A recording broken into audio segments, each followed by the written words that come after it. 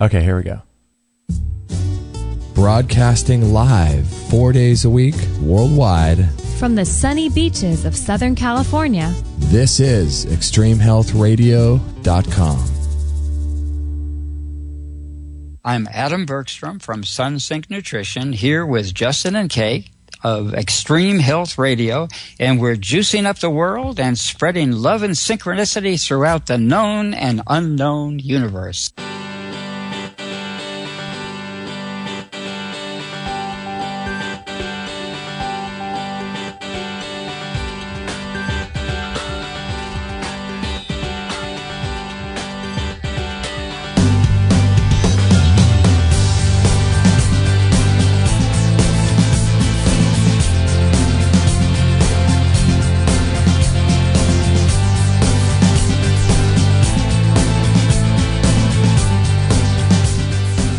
Hello, good people. Good morning, good people of the world. Good morning, good people of the world. That does not sound like a cheery way to start your Friday morning. That was good. I liked it. Thank you. That was nice. We need to mix it up a little. Nothing wrong with that. No. Good morning to you. Good morning to you, too. Well, thank you. You had quite a week. It was your birthday, by the way. It was my birthday, wasn't it? That was fun. 39 revolutions around the sun. That's right. Nothing wrong with that.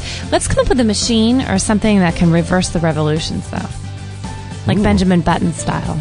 But go backwards like that? But then you'd end up weird, like Brad Pitt. You'd end up weird. You'd end up as a baby. And if babies are weird, then... An old baby. Is that what you're saying? Babies are weird. Didn't he turn into an old baby? Yeah, it was creepy. Was that weird? Yeah, it was totally weird. Yeah. No, you don't want to... You don't want to backward revolve. No, evolve, because then I'd go in reverse, so you would keep aging, and then... That's what happened on the movie. Yeah, right? Yes. They had that little point in time where they were kind of on the same page, but...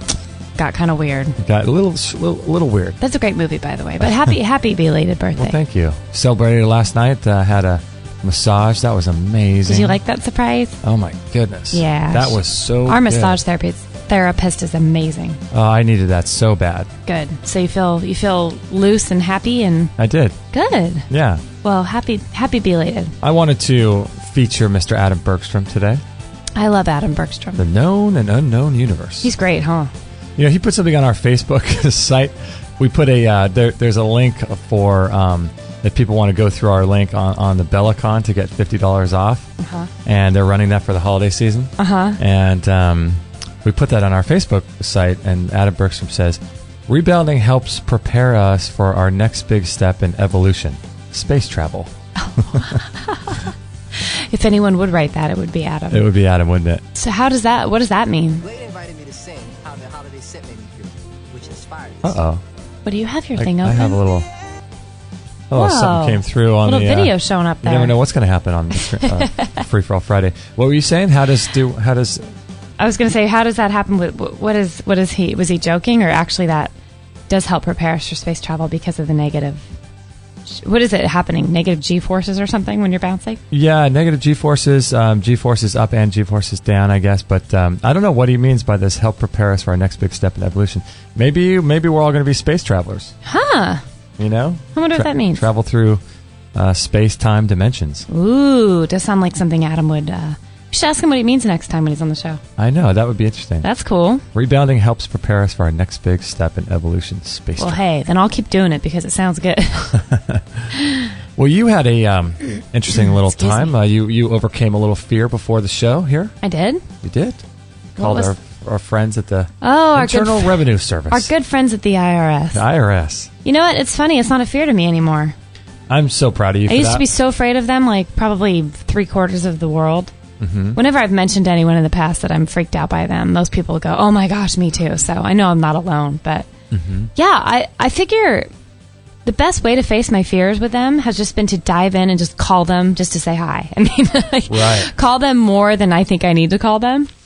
Right. You know? Oh, yeah. Because once you just keep calling them, all they want to do is just know that you're trying to, make it right. Yeah, make it right. And yeah, this morning I called them. We had a little heart-to-heart? A little heart-to-heart. No, I'm just kidding. But you were the type of person who would always avoid situations like that. You would never face your fears? My heart would race. I'd get super, super paranoid about calling them. I thought for sure. I don't know what I thought they were going to do, but I had one really mean man one time that I dealt with on the IRS probably 7 years ago. Oh, is that what happened? And I think that's what ruined me. He was just so rude, and he gave me like a talking to like I was a kid in school. And 7 years ago, you weren't really as... Oh, gosh. Hadn't done as much work, and so you were very probably prone and susceptible to the fear that someone like that would say to you, huh?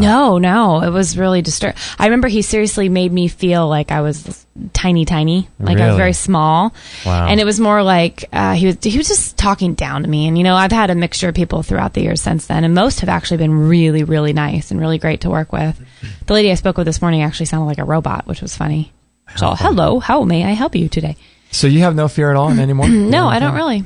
Because I think it's cool. What's helped me with that is knowing the very little I understand about that creditors and commerce stuff that you've been learning, and how if I walk away with anything, even though I don't understand the whole thing yet, is that every time you call them, you enter into a contract with them, and so basically just being in their space and making an effort puts you into a contract, and that's all they want is just a contract with you. So I kind of did what you said. Like, I asked a few questions. I was just trying to get a penalty removed for filing late this year. And she's working on it. But, I said, is there any way just to even wipe this out completely? Like, why not ask, Right. And she said, well, let me look into that, and puts me on a hold and comes back and then said, well, unfortunately, I don't think I can. But, and then she explained the reasons why, and it actually made sense to me. And I thought, okay, I mean, it's a couple $100. It's not the end of the world. Right. But I thought, why not ask, Yeah, and why not ask? so instead of having it, due next week, she said, we can extend that out first of all, and then send you a letter to appeal, and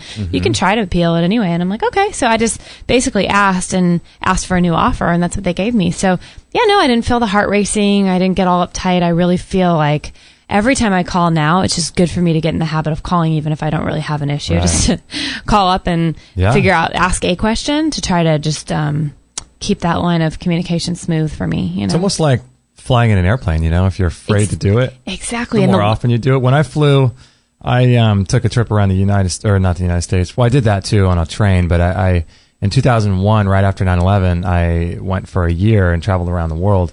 To a bunch of different countries for a year, and I mean, I was flying a couple times a month, and it was cool because it was to the point where it was so mundane and so robotic almost that I would fall asleep. I remember falling asleep on the takeoff.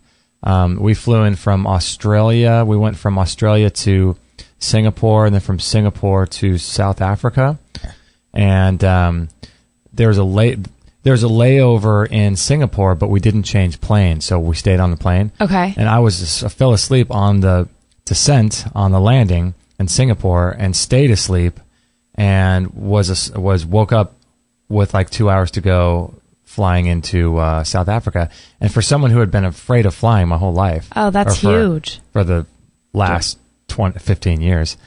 It was cool because it's like the takeoff and landing I slept through. That's huge. Which I still don't even do that, but I was flying so much. Oh my gosh. That whenever you conquer your fear, whenever you do stuff like that, you just seem to, isn't that weird? Like, the more you do it, the more you call the IRS, the more they become friends. Yeah, the more you, well, I don't know if I'll invite them over to Christmas dinner, but yeah, interesting. Yeah. That's huge. That's a really neat story to put in about your travels, because gosh, how many people are afraid of flying? And I've never been able to sleep on a plane. So the more that you're able to just get in the habit of doing something, it's just the habit. Yeah, just a habit. Wow, that's really cool. Yeah, I had quite a morning for myself. How funny was that when you were telling me the other day on the phone? Because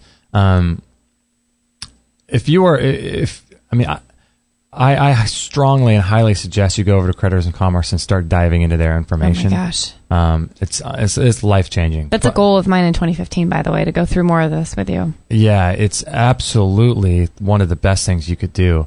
They have a ton of free lectures there, all audio. You can just download, and it's all free.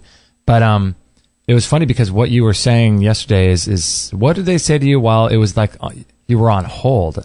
And they wanted you to press a button or something. Remember that? Oh yeah, gosh, I've been trying to call them, by the way, for like 2 weeks, and every time they say it's going to be an hour or more, and I don't have that kind of time. Right. Excuse me. So yesterday I called, and they said, what was it? It was said, if you owe money and agree with the amount you owe, press 1. Uh-huh.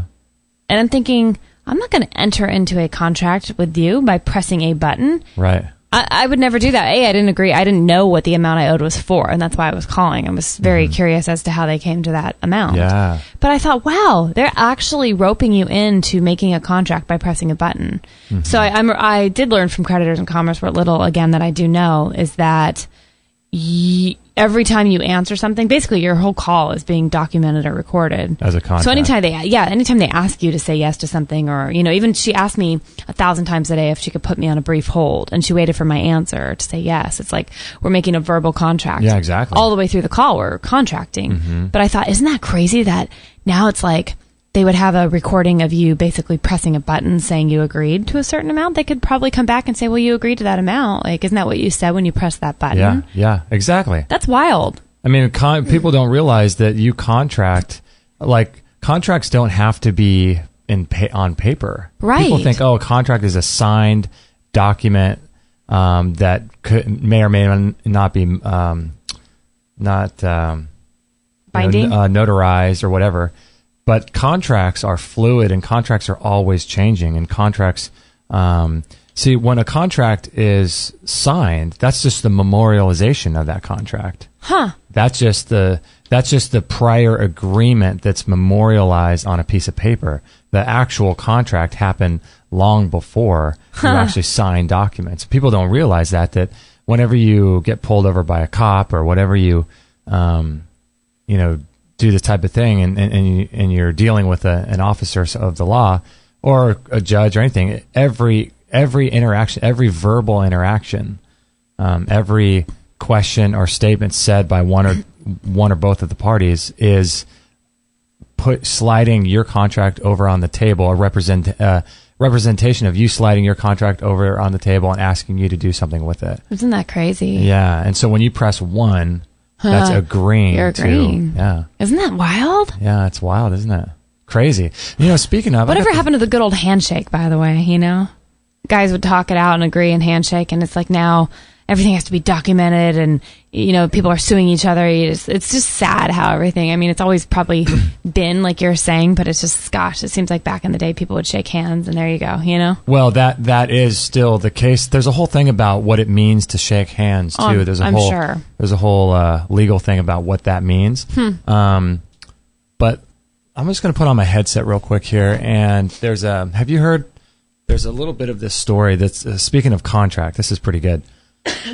Let me play this really quickly. You may want to put your headset in, too. By the way, I've been drinking bone broth all morning, so I'm a little bit having a hard time clearing my throat, so excuse me about that. No worries. It's the great storm of 2014 where it's sprinkling here in California. Hey, it's more than sprinkling. It's coming down. Is it coming down? Yeah.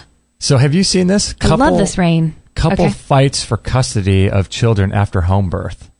I saw it. I didn't read that.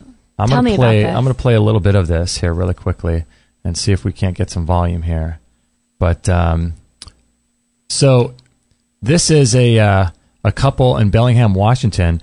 Erica and May Carr. I'm not going to play the video actually because of YouTube and some issues. Oh, okay, right. I could play the video, but it's basically a news story where it says Erica, May, Carey, and Cleve Rango haven't applied for a Washington State marriage license, but they said their vows before God. We just prayed and invited God to bless our relationship so we'd have a family built on a firm foundation. They'd only known each other. They had only known each other a matter of hours before they decided to spend their lives together. That's weird. My gosh. That may or may not be true. I don't know. Okay. Soon after they conceived their first son. So immediately the news article is trying. It seems like it's kind of skewed. Yeah, that may be true, but it feels as if they're trying to make it seem like this couple's unstable. Right. You know what I mean? Almost immediately after his birth, Carrie was pregnant again. This time, the couple's Christian beliefs influenced their decision to have an unassisted home birth. I've done a lot of research about other women who have done it, and they said the spiritual experience was so much more wholesome. It was just us. We wanted to preserve that sanctity and sacredness in our birth. Sounds right? Mm-hmm. To preserve the sacred space of her womb, Carrie never even had an ultrasound. That's pretty sweet. So never even had. So that it's like It's Never. making, Yeah, the wording. the wording is just interesting. With this news, man, I tell you, the news is a black hole. Isn't it? It is just, it's just people's opinions. It wasn't until immediately after the birth of their second son that the couple realized a twin daughter was on the way. I said, Erica, look, and she looked at her belly, and there was an outline of a small baby in her belly. That's when I discovered we're having twins. The young couple now had 3 children, all under the age of 1 year. Erica breastfed all 3. Soon after, however, paramedics showed up when someone reported the birth. What? According to Carrie and Rango, the paramedics suggested taking the newborns to the hospital for a checkup, but they refused, worrying about their twins' health with fragile immune systems among patients fighting diseases. Okay. The next day, guess who shows up?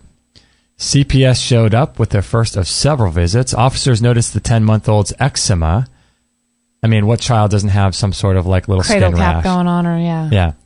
Officers noticed. I love how the officer, CPS, are they officers? I don't know. Wow. But according to this news article, they are.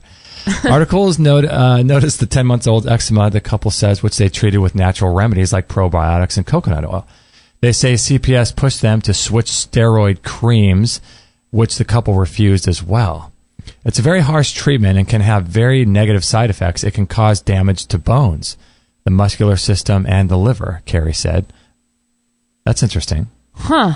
So the mother's saying she didn't want to use the steroid cream because it's having Yeah. I don't blame her. They wanted the authority.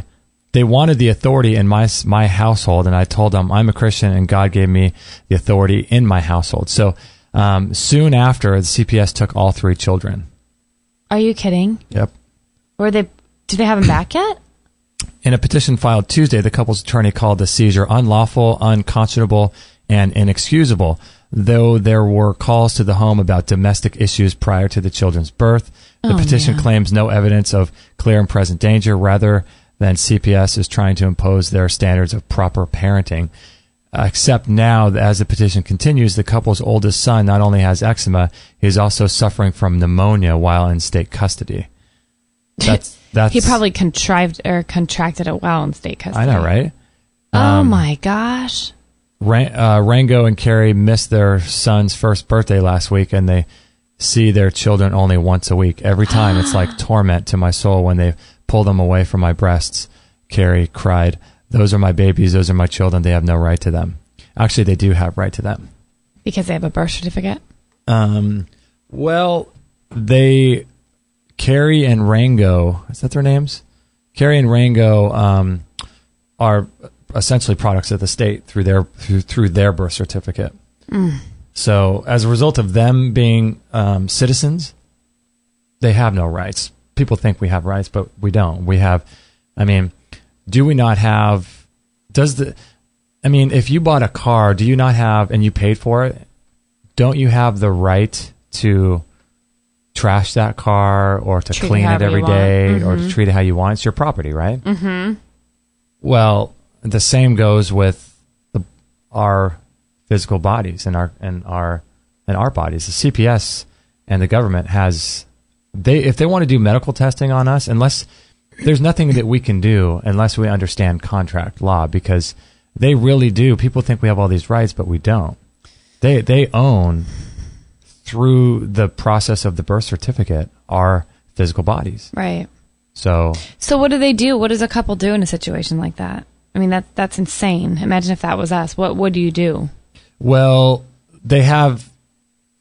what they should do is learn about contract law. Mm-hmm. But because it's sort of like this couple just got diagnosed with cancer, stage 4 cancer, and they know nothing about health. So what are you going to do? You're most likely going to go through chemo if you don't know anything about health. In a situation like this, if you don't know anything, you're just going to go through the regulatory systems and go file an appeal and go through the process in the public, like this couple's doing, to try to get their baby back. And sometimes that works. Sometimes chemo works.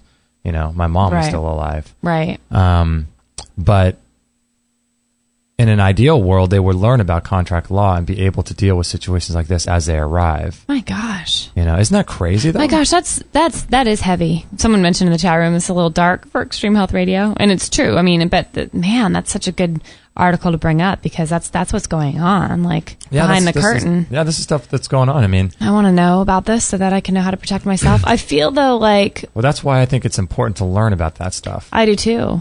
Gosh, you just feel like the kids, though, I mean, the emotional damage, at that young of an age, all those 3 kids going through that. I mean, not only for the parents, but holy cow, for those kids. Oh, yeah, I know. Ugh. And imagine what they're being fed, and imagine how they're being treated, and what's being downloaded into their psyche. Because when oh my gosh, I think, what is it, before the age of 6? I think. Yeah, you basically, that becomes your subconscious script that you replay. That you replay all your life. And oh, it makes me sick. That is sick.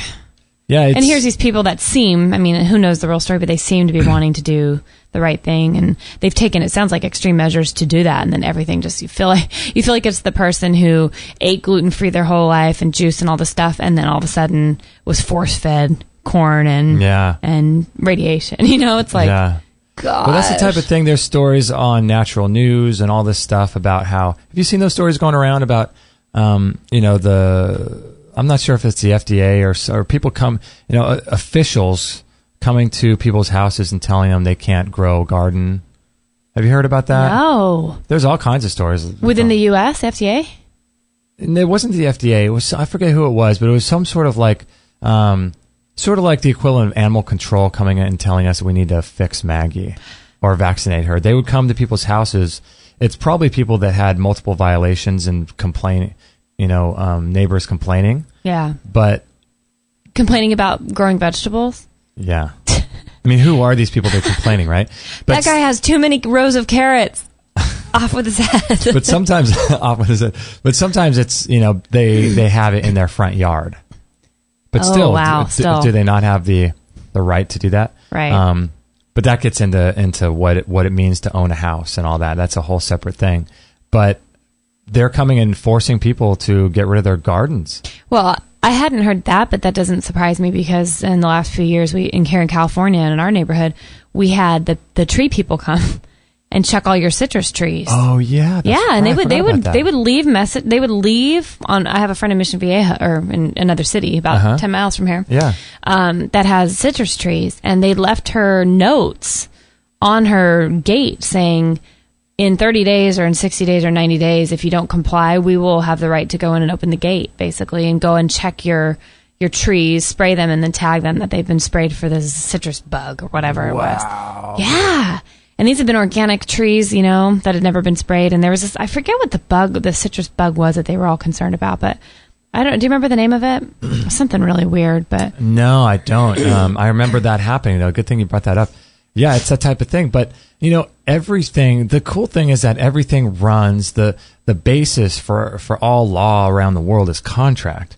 And so it's just essentially in that kind of situation, they put a notice on your house and they tell you if you don't reply within 30 days, they're just giving you an offer, just like a traffic ticket, just an offer.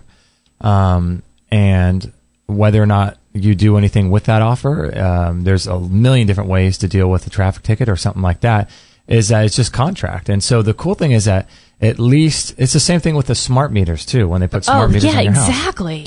Forgot about that that's one. Why it is imperative that we know our rights. That we know our rights and we know who we are. And they say in Creditors in Commerce, most people don't know who they are, where they live, or what's the third one? Who they are, where they live, and there's one other thing, or in what state they live in. And most people think, I'm Bob Smith. I'm from California. I was born in Huntington Beach, and I live in whatever state, or know your citizenship, I should say. That's the one. But it's imperative because I think that as time goes on, it's going to get more and more encroaching and invasive with the government. Yeah, I agree, and I feel like I like the way you said that. I feel like for the first time, I'm getting to know myself and who I am. Mm-hmm. I never knew any of this before, and I'm talking about I know 0.5% of what you've showed me and taught me through Creditors in Commerce and the few things I've listened to. Yeah. That's nothing, and yet I feel like you're right. I don't even know who I am. I don't know my rights. I don't know how to defend myself against anything. Like, it's a lot of work. It's really exhausting. It's an undertaking to do all that kind of work, but it's an undertaking that is, I think would be one of the most beneficial things that someone could ever do. Yes. And I think it's the most powerful thing you could ever do, because it's not just about protecting yourself. It's if you are able to use that sort of philosophy and ability to defend yourself, you can also use it to create unlimited amounts of wealth and benefit for those in your community. And that's really where the power of understanding contract law comes into place, is that you have the ability to buy up government bonds, to wipe away debt, and to be able to create incredible situations in your community that actually help people. And people just think about the power of it in terms of getting, the government off your back, but it's much more than that. Or not even getting the government off your back, which is probably the bigger case, but the government handing you something. Let's stop relying on them. Like, let's figure out what's really, because you're still under the blanket of the government. It's just, they're going to have some loophole and some hold on you somewhere. Yeah. That's what you get for being a quote citizen. When you buy into the system, you'll get their system. Totally. So you're right. Why don't we learn what our power really is, and then make a difference and strike out and change things, It's crazy. It's going to take a lot of people waking up, though. It's going to take a lot of people waking up. And a lot of people, they make it, this is the thing, is they make it so good and so appealing to be, think about how this concept permeates and trickles through every area of our life. They make it so appealing to do certain things that you get so used to those things that you're okay with the bad things that also come with it. So, like, for example, watching a TV show. Yeah. All that really matters is the ad that comes on, right? But they make the TV show so good that you're like okay with the ad. Okay, wow. I'll just turn on mute, or I'll just accept the ad. I'll just listen to it because the show is so good. Yeah, you're right. Or they make living in society as a normal citizen so good. You get access to, the police force if you want to call the cops to your house if there's domestic violence going on. If there's a fire in your house, you can call the paramedics or the fire department. Sewage and water, all these things that you would essentially have to set up a government or set up a bond with the city that would be based on your bond, where you would still be able to contract with these people if you removed yourself from being a typical citizen. So roads and streets and all this stuff. If you were to give up your birth certificate and sort of live off the grid, you give up. How hard is that? Yeah, that's incredibly hard. Wow. You gave up your birth certificate and your social security number, which a lot of people are doing these days. You can't. Would you do even anything. be treated by a hospital or anything? I don't know. See, that's the thing. That becomes a human rights issue. Like, if you stumbled into a hospital with a stab wound, they wouldn't treat you. You're a human, but at the same time, you're not on their radar. So I don't know what they would do with you. Isn't that weird, though? Oh man. Yeah. So they make it. The bells and whistles are so great of living in our society. The benefits are so amazing, and you can use your birth certificate to do all kinds of things like drive and have all the benefits and privileges of being someone who is a regular citizen, that people are becoming more and more okay with the government coming and telling them they can't grow a garden, or the government coming and telling them you can't drive a certain speed on the road, or the government coming and telling them you can't have your children. It's crazy. So Ecuador, here I come.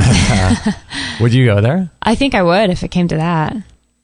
Just like a police state, huh? Oh yeah. I know you're going to have problems. There's going to be some problems everywhere. It's not like you're going to be completely footloose and fancy free, but I feel like not many people are willing to bail out of the country. And I think that, the people we have talked to, that some doctors, some medical professions, some people we've had on the show that are living in different states, different countries, especially like Ecuador, they seem to have a lot of freedom. More freedom than we seem to know. Yeah, definitely a lot more medical freedom, it seems like, doesn't it? Yes. You know who was down there? Was she in Ecuador? Dr. Jennifer Daniels? She has quite a story. Was she Ecuador or Panama? I want to say Panama, right? I think so. She's got quite a story with her turpentine. Was she sick? I forget. She was a medical doctor. Right. I think she was a surgeon. And I think she was living on the East Coast. I forget what her story is. I have to go listen to that show again. But she, she was somehow railroaded out of her profession. Yeah, I have to listen to that again. As a result, she went to go live in Panama, I think, to have a little bit of health freedom. Okay. And now she's doing all this work with getting rid of parasites and things like that with turpentine and all that. But ooh. It's crazy, though. That might be the next thing on my list for 2015. It scares me, but part of me, I don't know where I stand right now with my parasite infection, so maybe that's something I need to look into again. I remember getting off the phone thinking, oh, I can, but I can't. Yeah. I was so fired up about it and thought, okay, this is something I need to do, but then, there's that little inch in your brain of doubt, and then it starts to grow. Diamond Force Products is the place that sells the turpentine she was talking about. That's that might be something I'm going to think about more strongly in 2015. I think she's got an ebook and instructions on how to do it. Yeah, she does, for sure. There's a right way, for sure. I saw this article the other day that, did you hear about this? A grandma had 6 months of grueling chemotherapy only to discover she never had terminal liver cancer. Oh, you told me about that. Where'd you find that article? Oh, gosh, this was on Daily Mail. I'll share it in the thing. Anne Mylene was diagnosed with terminal liver cancer in 2008. It came 5 years after she had fought breast cancer and had a mastectomy. She opted for chemo to give her longer with her children and grandchildren. In 2009, she was called to a hospital because her condition hadn't changed. Doctors shared the good news that the mother of 4 was cancer-free, but her elation was quickly replaced with anger when doctors said the tumors found on her liver were not cancer, but harmless lesions. The former receptionist suffered hair loss, vomiting, and fatigue during chemotherapy. She now walks with a stick after suffering permanent muscle damage. Oh. Miss Mylene has agreed to a 6-figure compensation payout with the NHS Trust. How is that? Isn't that just amazing? Isn't that just unbelievable? It blows your mind, doesn't it? I don't even know what to say about that. How do you trust these doctors? How do you trust them? Because if you do a biopsy, that's from everything we understand, that's not a good thing because it can open up the body. It basically leach into other areas. They can spread, right? So unless you do a biopsy, how are you really going to know that actual mass inside the body is cancer to begin with? How do you know that? So isn't that just nuts? I found this article last night through Yahoo. It says, how we treat breast cancer exposes a huge systematic issue in American healthcare. It says a little less than a decade ago, radiation oncologists found a better way to treat early-stage breast cancer. For ages, conventional treatment has been a 5 to 7 week course of radiation after a lumpectomy. Women have to come to see the doctor each day for treatment, and doing that for over a month can be disruptive. But around 2008, researchers started publishing some great news. 3 weeks of higher dose therapy could deliver equally good results for some patients. I love that. Nice emphasis there. It could. It has no worse side effects, and patients could spend less time and money on doctor's visits. Well, I doubt that because they're all about, there has to be money somewhere. So I doubt it's the money that's like trying to propel this new action. Wow. It goes on and on about treating cancer, and then we'll post a link to this article. And it goes on to saying 2/3 of early... There you go. Yeah, check that out. 2/3 of early-stage breast cancer patients get the wrong treatment. 2/3. In bold. That's 66%. Wow. 2/3 of breast cancer patients get the wrong treatment. Was that the kind of cancer this other lady had of the article I read? Breast cancer? I thought that was liver cancer. Oh, it was liver cancer. Yeah, right. Yeah. Right? Isn't that wild? How is that even possible? And then this little section that says 2/3 get the wrong treatment. This paragraph is interesting. It said the new research looks, and this is public. This is Yahoo News last night. This wasn't like some Mike Adams thing. The new research looks at the insurance records of thousands of women treated for early stage breast cancer between 2008 and 2013. It uses the billing claims that their providers submitted to see what type of treatment they got.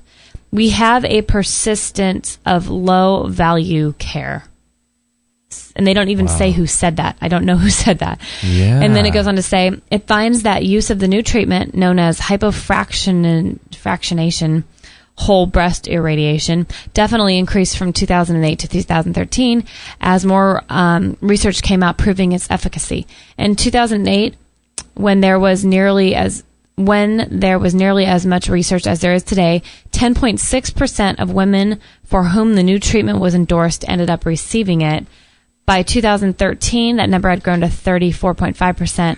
That's way more than 2008, but also nowhere near the majority of patients getting the newer, faster, and equally good treatment as an older option.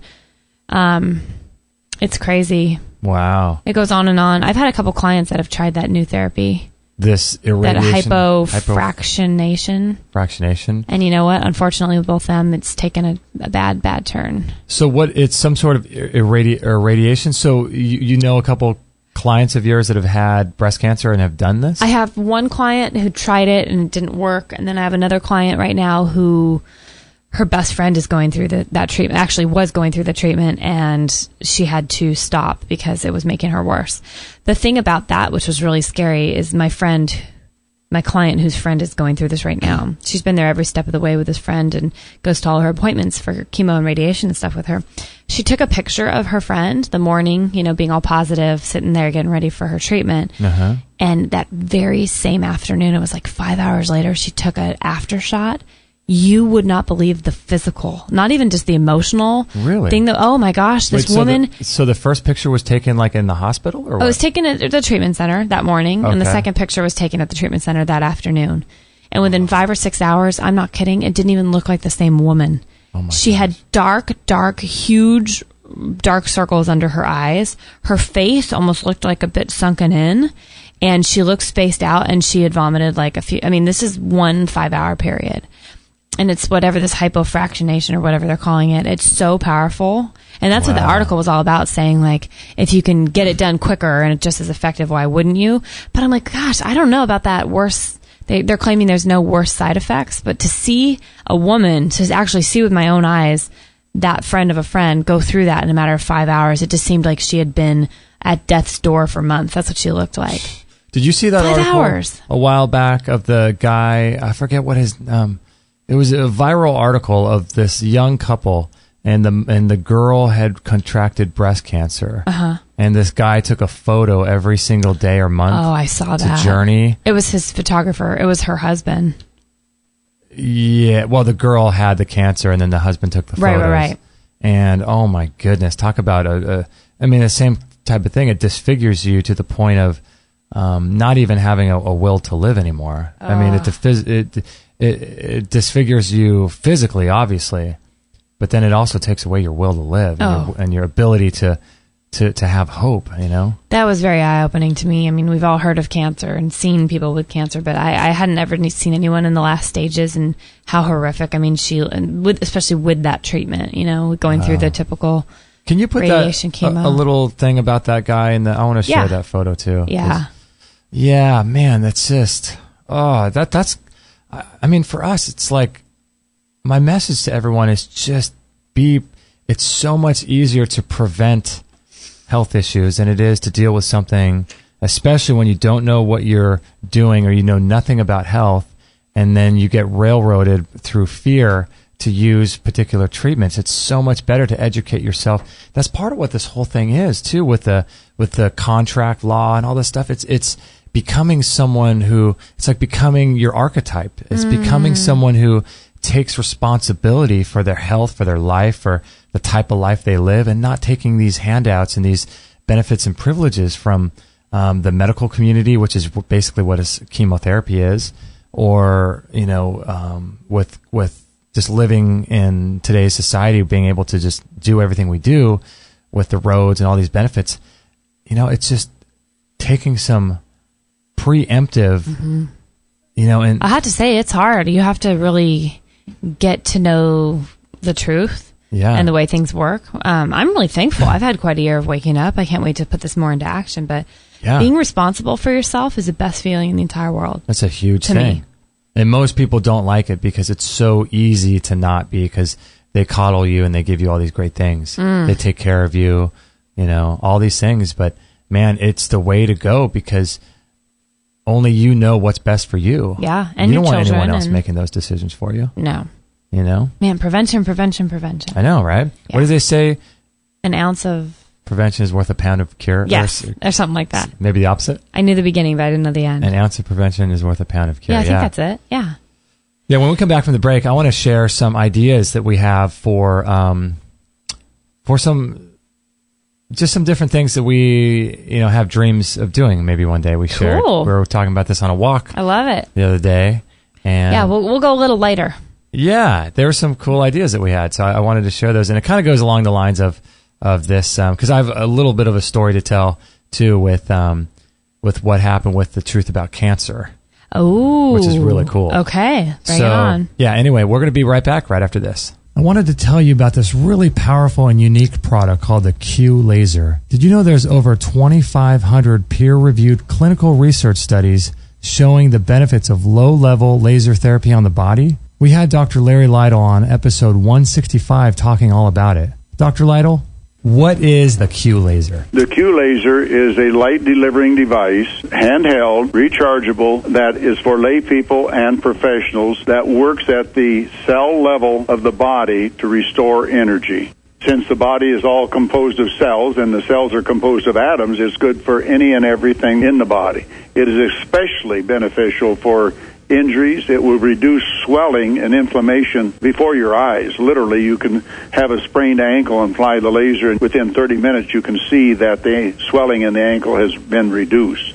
Since all disease is inflammatory, you can assume that the same process is working if you have some type of intestinal problem. We have pictures of using a heat instrument to diagnose the intestinal inflammation. We can show that intestinal inflammation is pretty much gone within 3 minutes using the Q1000 laser.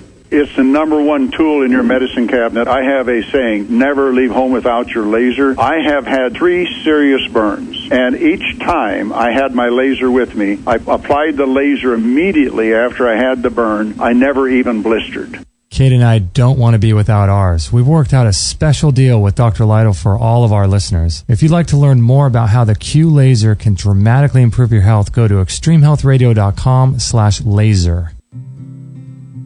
Did you know that conventional dog food contains antibiotics, herbicides, pesticides, ground up carcasses from roadkill subjected to high heat processing, artificial colors, chemical preservatives, way too many carbohydrates, genetically modified corn syrups, indigestible grains, and a lack of moisture content in the dry kibble? Obviously, this can lead to health conditions like diabetes, itchy skin, teeth and gum problems, liver damage, obesity, behavioral issues, pancreatic problems, and even cancer. That's why we recommend the BARF diet, which is the biologically appropriate raw food diet from Barf World. Their unprocessed raw meats contain bone, organ meats, vitamins, and minerals that are loaded with enzymes. Barf World founder Robert Mueller explains more. Sure, I don't have to convince you on the damage that's caused by high heat to food. So as a result, we see many skin disorders, a lot of arthritis, obesity, heart disease, cancers. I mean, it's just rampant. The vet clinics are just full of these conditions. And basically a large percentage of the commercial pet food that's is made up of the human industry leftovers. And the pet food industry makes use of this waste product. And in addition to that, we are subjected to the products coming out of the rendering plants. Garbage in, garbage out. If you feed garbage to your dog, you're going to end up with garbage health. And if you put the right gas in, your engine runs smoother and lasts longer. So if you put the right fuel in the tank, you're going to get the right output. Garbage in, garbage out. We've seen an immense difference with our dog Maggie being on this diet. Give your dog the gift of health today by going to extremehealthradio.com/barf or go to our store. That's extremehealthradio.com/barf to learn even more. 100% listener supported. Extreme Health Radio. Opening minds and transforming lives worldwide. Don't forget to join our thriving community for health tips, inspiration, and show updates at extremehealthradio.com/Facebook. Tallahatchie,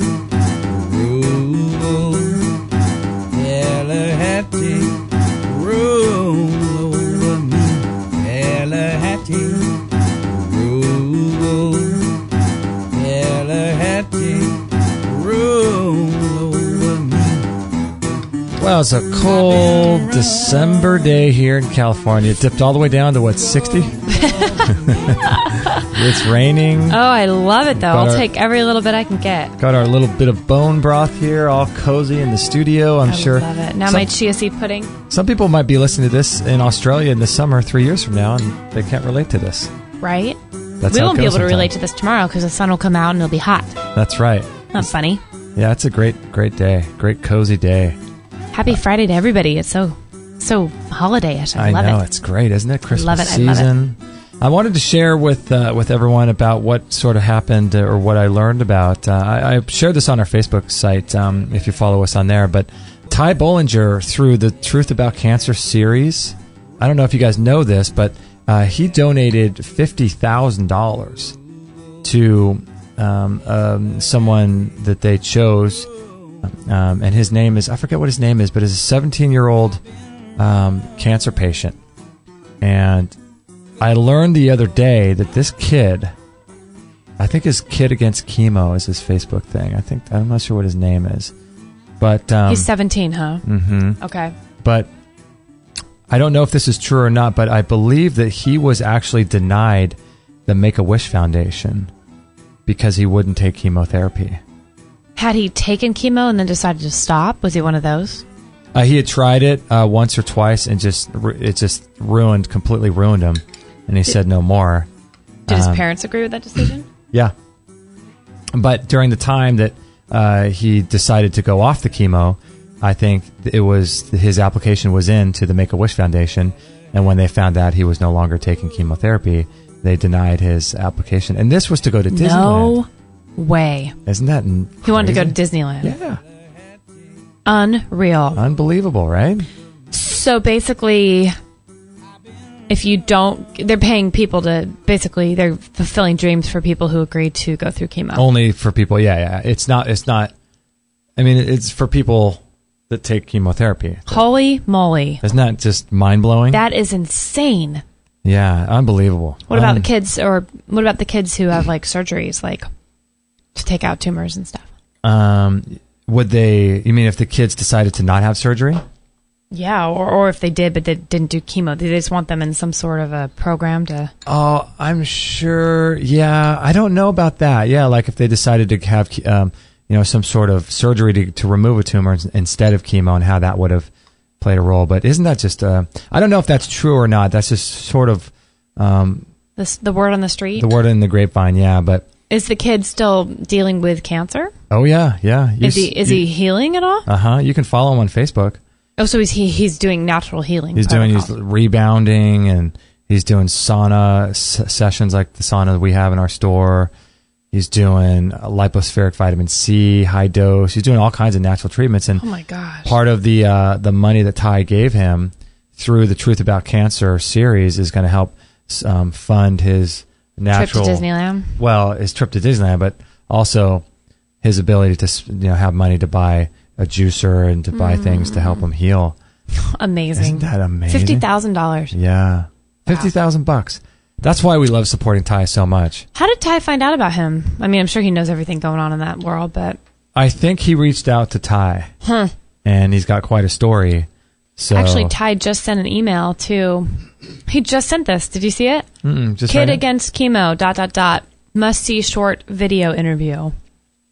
Oh, really? It says, Happy Friday. Hey there, Justin. I love this kid. He's 17 years old, has been diagnosed with cancer, and he's choosing to fight it naturally. This kid has been a fighter all his life. He had a heart transplant when he was 5, and he continues to fight every day. Wow. Unbelievable. He goes in every year for a heart biopsy to make sure everything is okay. Well, just this last time, something happened that made me extremely angry and frustrated. He met with his doctor, and the oncologist was there as well. And the doctor said he didn't need a biopsy this time because he has cancer, and that he wouldn't live past 6 months, so it was unnecessary. Wow. And then Ty says, I'm not a violent man by all means, but I'd like to meet this doctor in a boxing ring sometime and show him how I feel about it. Wow. And then he says, who does he think he is to put an expiration date on someone's life? Who Amen. does he think he is to talk to a kid like that? Who in the heck does he think he is? This is what upsets me more than almost anything in the world. It drives me It's what drives me to expose the truth. It drives me to share alternative solutions and treatments. It drives me to prove that no one can put an expiration date on your life, period. Okay, before I go, wow, this is just crazy. Wow, he said so much so that we invited him to check out our charitable donation celebration and surprised him and his mom with a $10,000 check so they could use it for whatever they needed. Oh gosh, that's going to be the video. I bet it'll make everybody cry. Yeah, I've watched. We'll post this. I shared it on our Facebook site. Okay, so it's up there. Good. Okay, so it looks like they gave $10,000 to him. I think they gave 50 total, so they must have spread the 50 out. But that's amazing. Wow, that's crazy. That is unbelievable. Amazing. Ty's doing some great work. We were talking. Yeah, this is why I love supporting him and his work. He's been on our show. He's the very first interview we did. How many times has he been on? Twice? 3 times? I think 3 or 4 times. Okay. Yeah. I just think he's doing awesome stuff. And I wanted to share with people about a dream that I have for Extreme Health Radio. Yeah, we were talking about this. It was really exciting on a walk the other day, and we were kind of sharing our goals and dreams for ultimately where we want this to go. Yeah. What were some of yours? Well, you have some cool ones, too. I do. I want to hear. But mine was to start a cancer fundraiser for people that don't want to treat their cancer with chemotherapy. So, yeah, what would that look like? I don't know what it would look like, but maybe it's something we could establish as an entity legally in 2015 or 2016. But I would like to do what Ty did in this situation, donate $50,000 to someone, who really needs it. Who doesn't have the means to. Yeah, who wants to take matters into their own hands and deal with their health challenge in a holistic way. And wouldn't that be incredible to do? Wow. Because so many people are diagnosed, and the first thing, they don't know what to do for once. They don't have any of the knowledge, and that's easy to impart.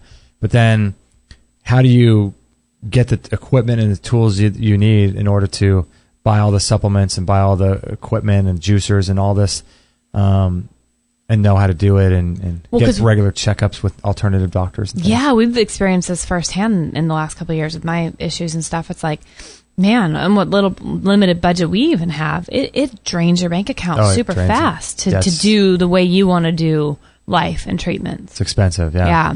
So that would be an amazing thing. That's I think the direction that I'm sort of headed. I would love to set up. I love that. Some sort of foundation and fundraiser to help people like that. That would be so cool. You said that from the very beginning with Extreme Health Radio. You said, once this thing is up and going and we're able to sustain for a while, to give back. You've always had really great ideas about how much you want to give back and how, and it's neat to kind of watch it, like put a face to it, That would be cool, because there's so many times that I spoke with a listener the other day on the phone whose wife unfortunately passed away, and we were talking for quite some time, and it was really cool to spend some time talking with him and to talk about his journey of health and how his eyes have been opened and his whole understanding of what's going on in this healthcare world has changed since listening to our show. And it was really cool to get that one-on-one interaction with someone like that. And it would be amazing to set up a fundraiser foundation to directly give people that amount of money in person. I mean, think about how rewarding that would be, because it's one thing. I mean, we get emails all the time from people and we love it, but there's nothing like giving someone a hug or shaking somebody's hand or talking to them face to face. How rad would that be? Oh, I love that vision. I'm right there with you. That would be super cool. Oh, that'd be so cool.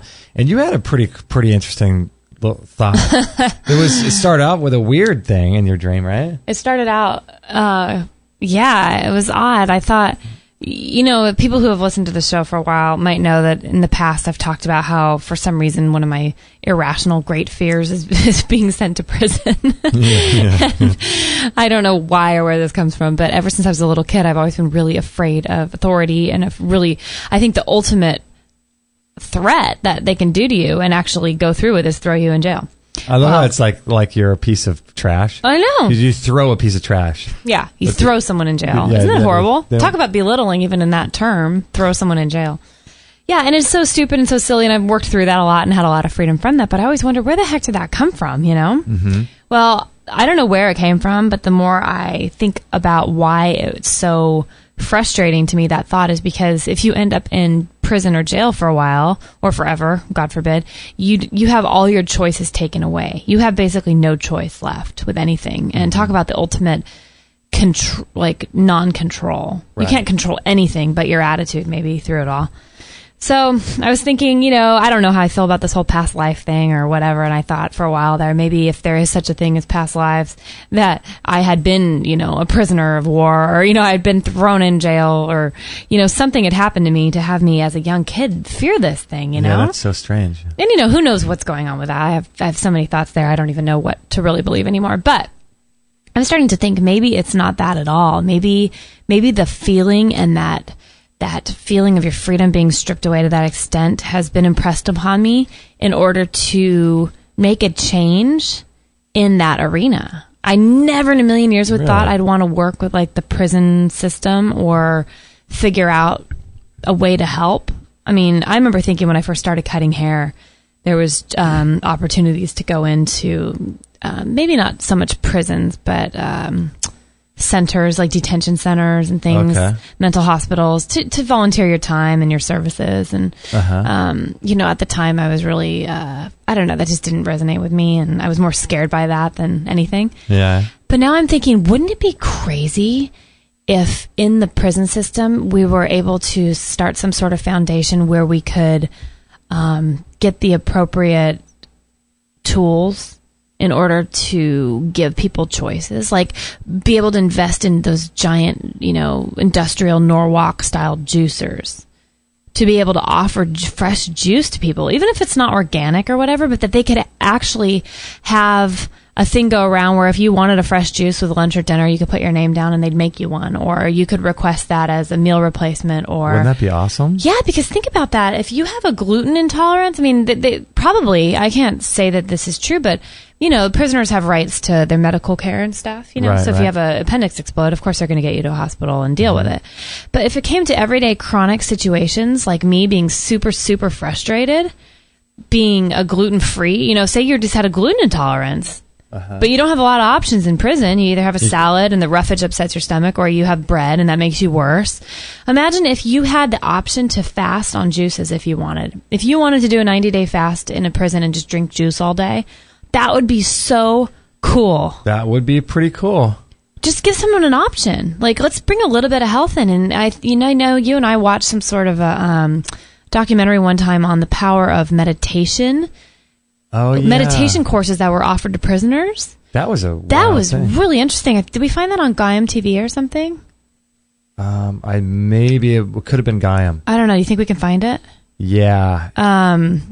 And it was really eye-opening to see these people literally shift and change before your eyes just through the power of meditation. Yeah. And they had these prisoners, these men that had done horrible things, sitting around in a group, basically just meditating, and it changed it diffused the whole situation. And the crime rate went down within that certain ward, and right? Right. Is that what it was? Sorry, I interrupted you.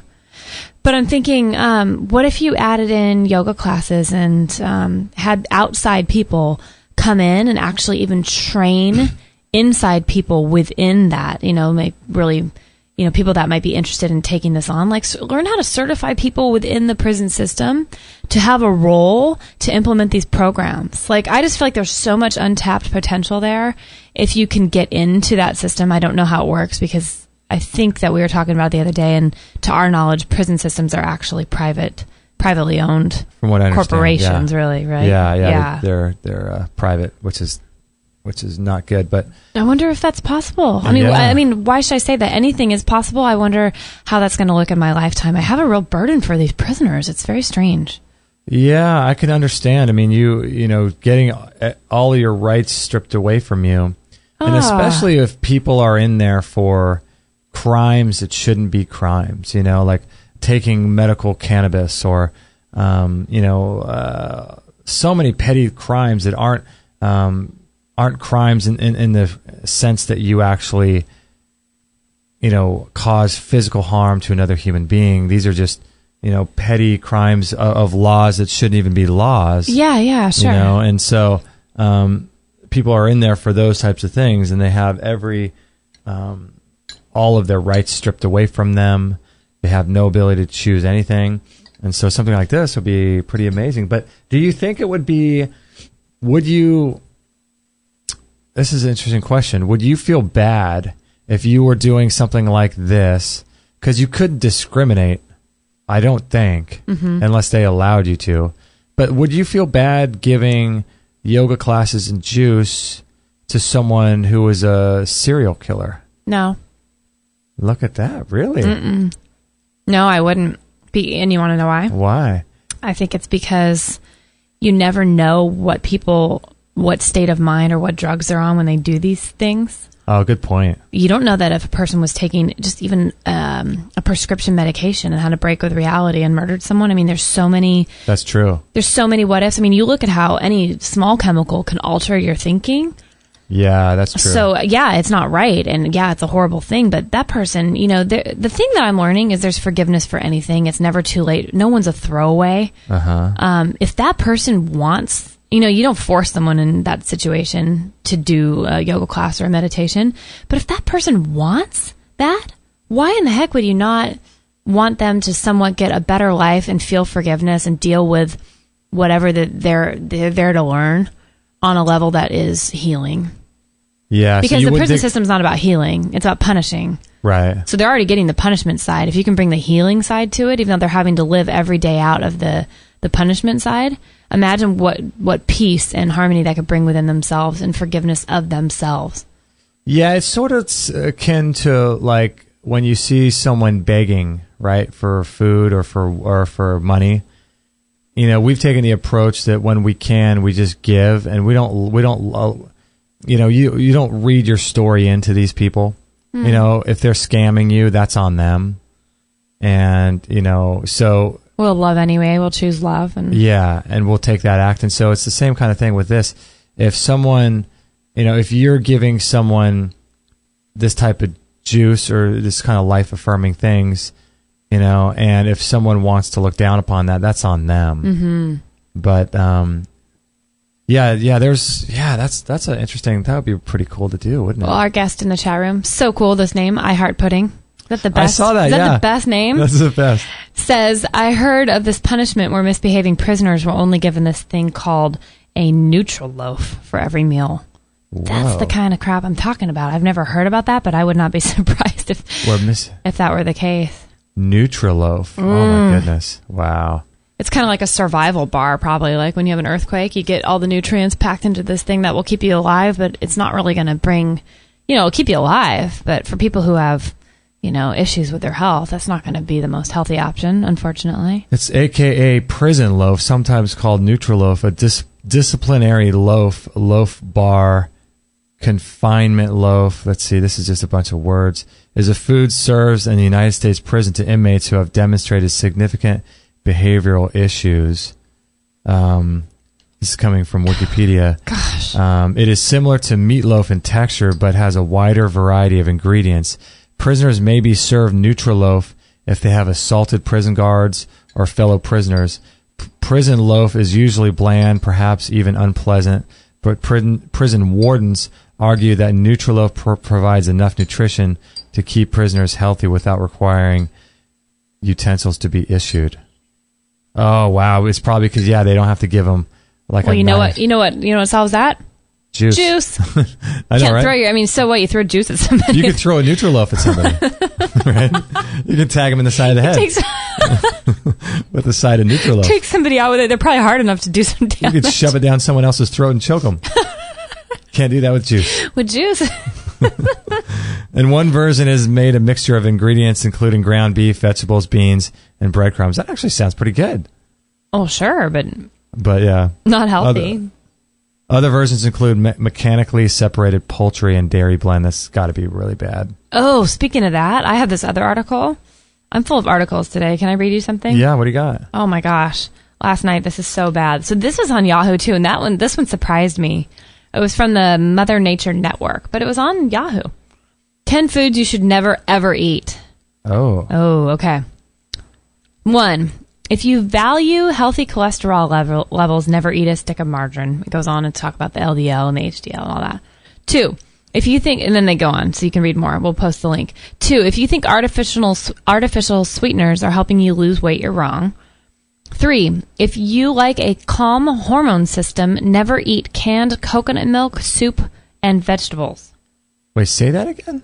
If you like a calm hormone system, never eat canned coconut milk, soup, and vegetables. So then it goes on to say not all cans are lined, or not all cans for food are lined with the industrial chemical bisphenol A or BPA. But those that are should be avoided. BPA is a synthetic estrogen that can disrupt the hormone system, even in small amounts. It has been associated with an array of ills, from infertility to breast cancer to obesity, diabetes, early puberty, and behavioral changes in children. No surprise there. In 2011, FDA tests 78 popular canned foods, found the chemical in 71 of them. Whoa. And a Harvard study found that those eating a single serving of canned soup daily for 5 days had 10 times the amount of BPA in their system compared to those who ate fresh soup. And it keeps going on. Sweet sassy, right? Wow. Then it goes on for kids, never eat kids cereal if you're watching your sugar intake. Okay. 5, never eat soybeans and soybean products if you're concerned about genetically modified food. And high levels of estrogen, which it probably doesn't talk about. But. Maybe not in there. 6, never eat tilefish, shark, swordfish, or king mackerel if you're worried about mercury. Okay, makes sense. Here's the best one. This is where I was going with this when you're talking about Nutriloaf. 7, never eat, quote, industrial hamburgers if you like clean food. Uh-oh. Grass-fed beef from cows that live on a farm is one thing, but industrial meat from factory farm cattle is a whole different beast. Filthy conditions, copious growth hormones, and a diet comprised of genetically modified corn all add up to this beef, and that's not all. As Michael Pollan tells Rodale News, a steak or a roast usually comes from a single animal, but processed ground beef is a mixture of meat from hundreds of animals. Same with milk, too. That is disgusting, isn't it? Yeah. This vastly increases the risk of contamination, he says, and indeed the USDA has found dangerous levels of disease-causing bacteria in more than 50% of the ground beef samples. Wow. Holy moly. Number 8, never drink soda if you don't want diabetes. Number 9, never eat certain apples if you're worried about pesticides. Okay. And number 10, never eat processed meats if you want to avoid premature death. Which would probably be good to avoid. Some people are concerned about that. Some people. Yeah. Isn't that crazy? Wow. Sick. That is unbelievable. So Nutriloaf, there you go. Nutriloaf. I think we should start loving people through juice and options. I never heard of Nutriloaf before. No, thanks, I Love Pudding, for bringing that up. That was very interesting. So our friend up in Montecito is listening, and he says, cancer cures are cheap as the price of organic food and as free as the skill of yawning. Mr. Adam Bergstrom. I saw that, and he had a little yawning caricature making. Cancer cures are as cheap as the price of organic food and as free as the skill of yawning. We love Adam. He's so great. He is great. I love that I'm honored that he listens to our show. Yeah, you should listen to the shows we've done with Adam Bergstrom. You could listen to the last one. I'm not sure what episode that is. Let me try to find it here. That was a really fun show that we did with him recently. That was episode 347. We talked about why it's important to dextrinize your food and how that improves digestion and how to clear traumas through color recycling. We talked about solar nutrition and a guy named Kim.com that I'd never heard of until Adam Bergstrom. And then you brought up template ceremonies with Adam and all kinds of cool stuff. Yeah, that was a really interesting conversation, wasn't it? Yeah, that was really cool. Yeah. And we also had this week, we haven't posted it yet, but a really great show. Actually, let's talk about this after the break. Okay. But with Miss Jackie Dumaine. Jackie Dumaine. Really She's cool. Great. The Yoga Code. Yeah. Pretty fascinating woman doing some great things. And that was one of my favorite interviews. Yeah, we really resonated with that interview a lot and with what she's doing. And I just thought it was really cool. The Yoga Code. Oh, I know it's really cool. Very, very cool. All right, we'll be right back right after this.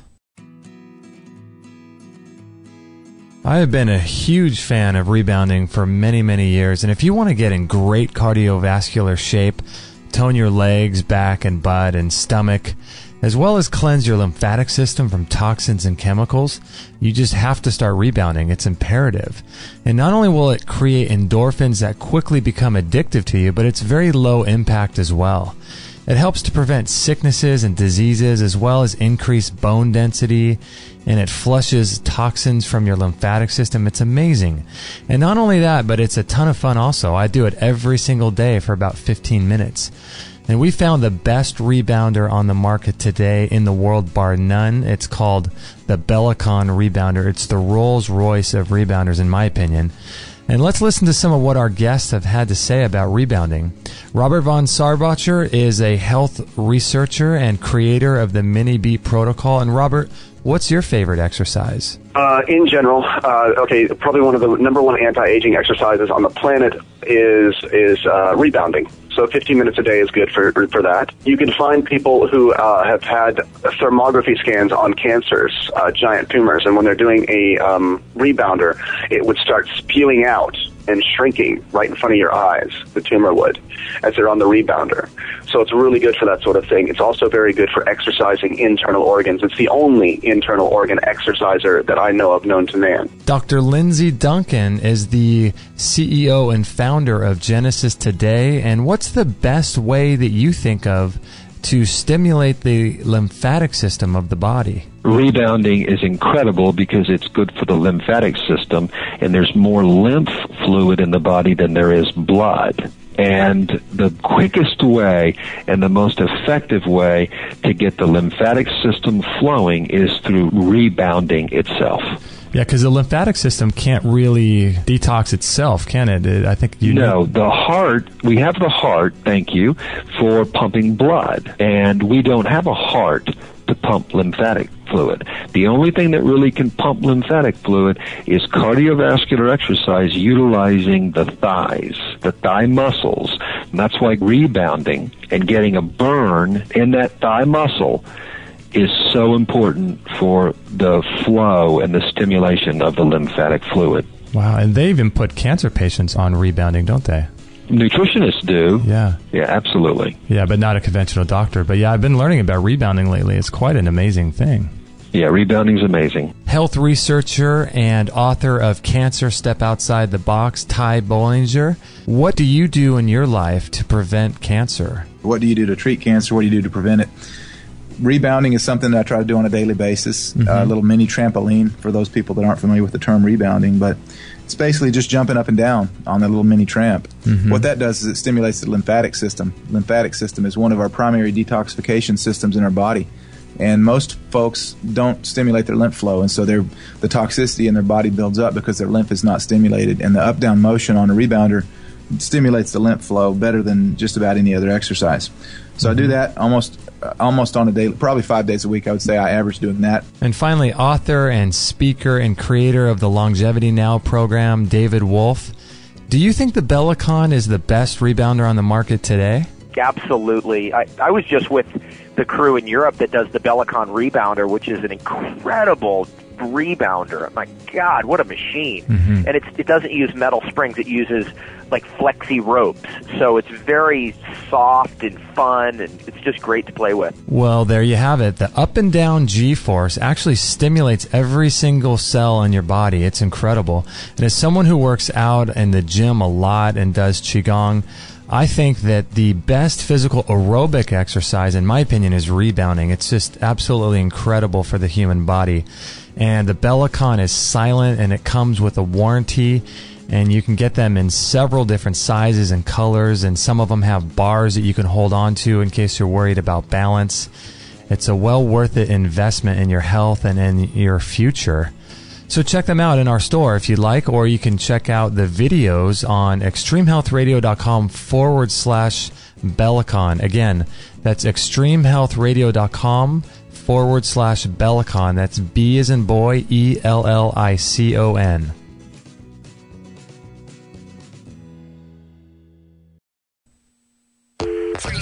All free shows, all the time, on Extreme Health Radio. Opening minds and transforming lives worldwide. Join our community today. Sign up to our email list and instantly get our free gift to you, along with loads of inspirational content and cutting-edge tips to help change your life at extremehealthradio.com/subscribe.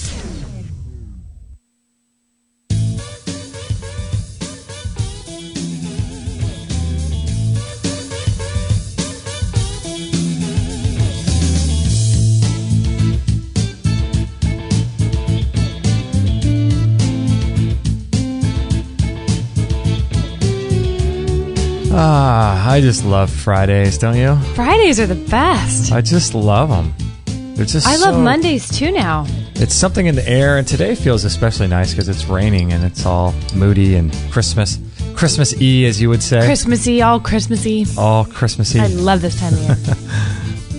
Now, I want to let everyone know, too, if you guys are interested in that Bellicon, Bellicon's doing a special promotion right now for $50 off of the Bellicon rebounders. And pretty good one. Yeah, if you go through our link, extremehealthradio.com/Bellicon, just during the holiday season, you'll get $50 off if you use a couple different promotion codes. And I can, if you go over to our Facebook site, you can see the promotion codes. They're there. Let me take a look here at what those are. Let me take a look. Let me take a look here at the old Bellicon. Let's see.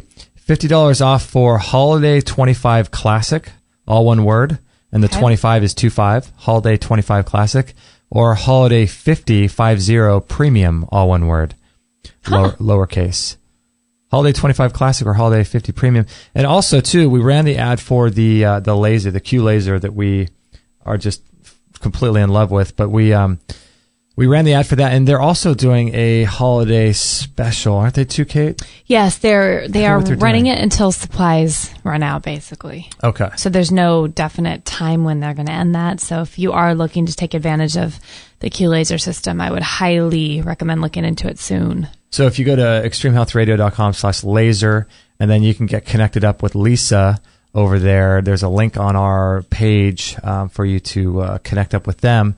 And then you can tell them that you heard about it through us, and there is that special going on. So I just want to let people know about that, because we get a lot of emails of people that write in, and they are asking if Q Laser or if there are any other promotions that are being run and things like that. So just want to let people know in case you're interested in that. But good stuff, right? Good stuff. Good stuff. I love it. So we have a couple emails here that we'll get through. Okay.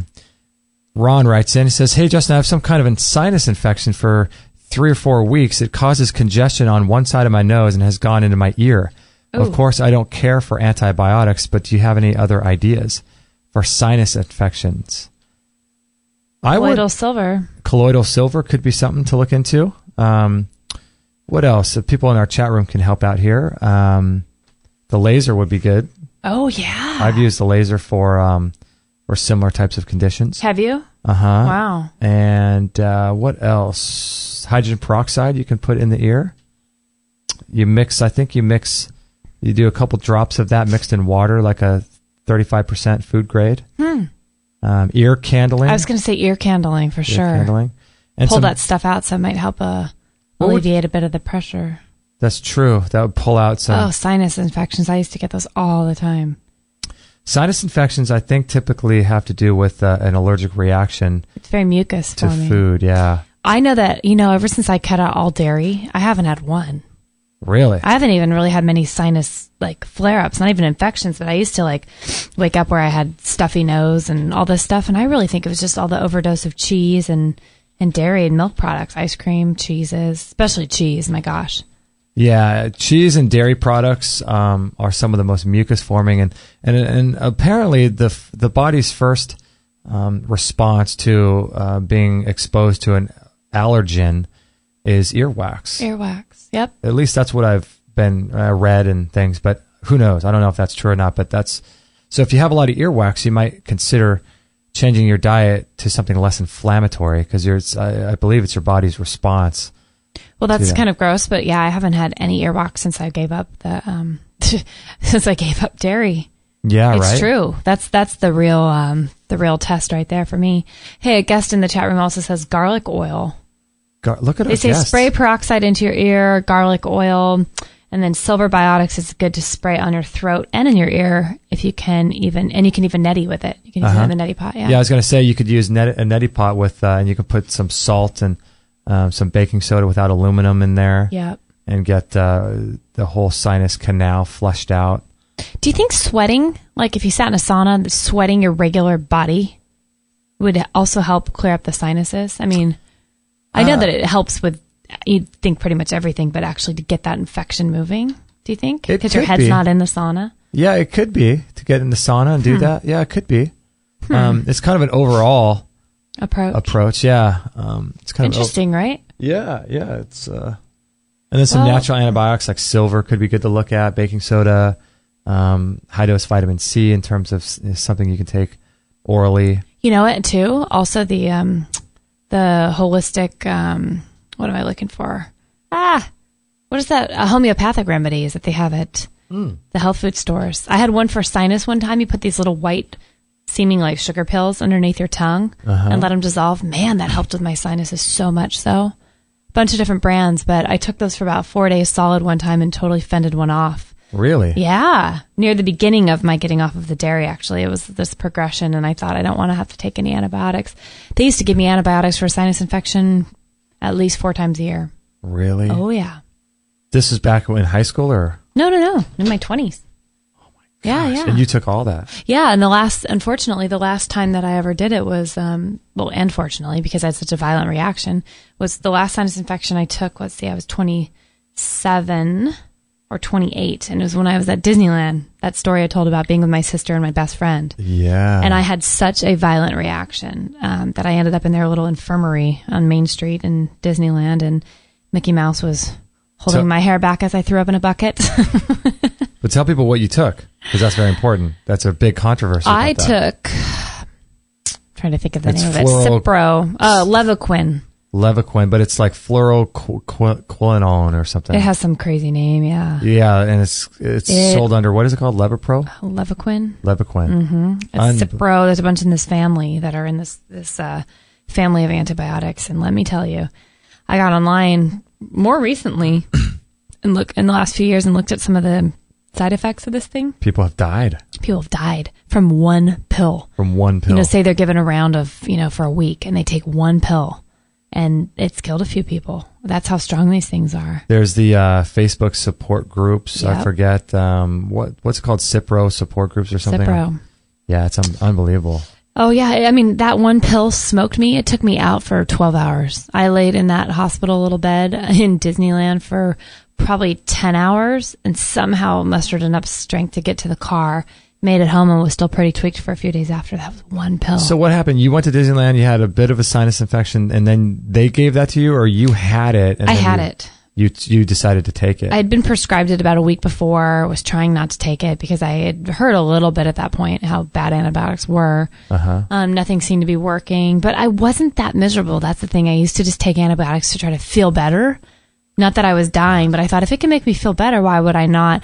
And I remember being so on the fence and going, okay, I'm at Disneyland. I'm a little stuffy. I don't think I'm really recovering. I might as well take it. And that's the choice I made. And I took one. We went on one ride, that Indiana Jones ride, and it was really kind of a little bit bumpy. And I had taken it right before, I think I had taken it right before that ride. I got off the ride and I thought, oh my gosh, I'm really sensitive to movement. I feel really sick, And it was the antibiotic. It had hit me within 20 minutes. And then the rest of the day was spent in that little hospital bed with all the Disney characters coming in to check on me. It was funny being 28 and having Pluto come and, hang out by your hospital bed. That is just, wow, that's amazing. Yeah. Yeah, so you want to really get good at learning about alternative treatments. Another listener here, Yelena, and she says, hey, Justin, I've been getting your posts on Facebook for a month, but never signed up for your emails. After listening to your free audio, I'm excited to learn more about healthy eating and getting rid of the carb cravings. In my email, when you sign up to a newsletter list, I've created an audio program for you guys that talks about how to get rid of cravings for carbohydrates.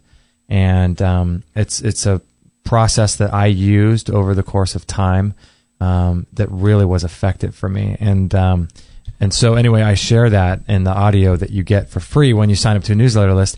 She says, what I'm concerned is that there are so many different opinions. You're like this, Kate. Okay. There's so many different opinions on what is healthy and what is not, and I'm getting confused to the point that I don't know what to eat anymore. Join the club. Right? Amen, girlfriend. I will give you an example. I'm getting emails from a website called Fruit Doctor, and one of the articles was about how eating fish is not very healthy, and shared his post with my friends. Next minute, I'm reading a comment from a daughter of one of my friends who is in medical school that thinks this is wrong and I should be selective to what I'm reading. and that the doctors that were showed in this video were not presenting the facts correctly. The next video was about how olive oil is bad. Mm-hmm. I've always thought that olive oil is great. This is what I'm talking about. If you can help me with my frustration, I will get on the program to live a healthy life. I really need to stop eating sweets. A lot of times I know that I shouldn't, but I still put stuff in my mouth, and later when I feel bad, I'm asking myself, why did I do that? Oh man, you are not alone, girl. That's funny. Yeah. Sorry, one liner came up as a big paragraph, but it was a scream from my heart. I hope to hear from you. Thank you for all your and Kate's work. Yelena. Wow, that sort of shares the sentiment of a lot of our listeners and us as well, about food cravings. There's a few things. Do you have anything to share about that? Because I got a few ideas. You go first. Want me to go first? Yeah. Well, I think that the first step in learning what's healthy and what's not, I've learned a lot from you, Kate, in the last probably 6 months going through what you've been going through. I think there's a few things to determine what's healthy. Like this person says that one person is saying olive oil is great, and someone else is saying it's not. Fruit is good, fruit is not. Fish is good, fish is bad. Parasites are good, parasites are bad. Right. We've had both opinions on our show. And I think the first thing is learning to listen to yourself. That's number one. That's what it all comes back to. And stop listening to... Treat the people that are on our show and you listen to them, treat them like interesting ideas that are opinions of theirs. Because I love talking to people and getting their opinions and their thoughts about health. Do I know that everyone we interview is 100% accurate? I don't know that. Do I know that they're completely transparent and great people? I don't know. I love talking to interesting people who have some fascinating things to talk about, health or otherwise, anything. So what it really comes down to is what we were talking before, is that we can't look to governments to tell us how to live our lives. We can't look to the medical industry to tell us how to treat our diseases. We can't listen to health people talk about how and what we should eat. Yeah. We should listen to ourselves. Even natural health people. Only you know what is going to be good for you. But the problem is that we've been trained our whole life to look to someone else to tell us what we should eat, what we should do, how should we act, what we should think about, and how should we live our lives. We look to other people to tell us these things, and that is a product of not taking complete, full, and whole responsibility for our lives. And so we grow up with this idea of people in white lab coats who know more about nutrition and diet than we do, so we listen to what they say. And that translates to listening to people on our show talk about diet and nutrition and taking what they say as a grain of salt. But the problem is that everyone has an opinion and everyone has research to back up what their particular stance is. You can do a lot of research saying that fruit is the best diet you could ever eat. You can do a lot of research saying that the paleo diet's the best diet to ever eat. How are you going to know? The only way you know is by listening to yourself. So the first step is learning how to listen to yourself. The second step is maybe doing some cleansing or something, because I've found the cleaner I get, the more I'm able to feel what food's doing to me. You know? I second that. You know that for sure. Oh my gosh. You know that more than anybody. It recalibrates you, and then what works for a while, even a year sometimes, doesn't work anymore. All of a sudden, it's like you reach a new level of health, and it seems to be a bad thing when you have these new challenges presented, but it's actually more growth. Right. Because the cleaner you get, unfortunately, I'm realizing sometimes it's not the better you feel. Sometimes you feel worse. Mm-hmm. I'm learning it. I'm learning it the hard way. Yeah, and so when you feel a certain way after eating food, that's the way it should be. You should feel good or you should feel bad. If you're able to eat food like a piece of pizza and not feel anything, that means, in my opinion, that means you're clogged up and your intestines are most likely clogged up and you're not able to feel what food's doing to you. Mm-hmm. And so when you clean out and you're able to sort of feel what food does to you, and a lot of times, myself included, we get angry because, you eat something that you used to be able to eat 6 months ago or a year ago and feel good, and then all of a sudden you feel horrible and you think, what can I eat? Yeah. I can't eat so anything. Frustrating. I know. I can't eat anything anymore, right? But that's part of your body teaching you how to listen to it. Yes. And I think that is the so is olive oil bad? Well, it depends on about 6,000 factors. Is it organic? Is it cold pressed? What's it bottled in? Is the bottle that it's in, is it clear or is it a dark bottle? How long ago was it pressed? What's going on in your life when you're consuming the olive oil? What time of day are you drinking it? Adam Bergstrom's work, Ayurvedic principles, what kind of body type you are, what you combine it with. So can you say that any one food is good or bad? It's not something that we want to hear, because we want to hear dairy's bad, avoid dairy. Gluten's bad, avoid gluten. But what do you do with the guys like Augenis von der Planets who used to heal people with raw milk? What do you do with that? Okay, then now you have to open up your mind and think, okay, now there's more to this puzzle. It's not a dietary platitude that I can say across the board to all people everywhere that milk is bad or dairy is bad. So you have to. So people like to hear that certain foods are bad, certain foods are good.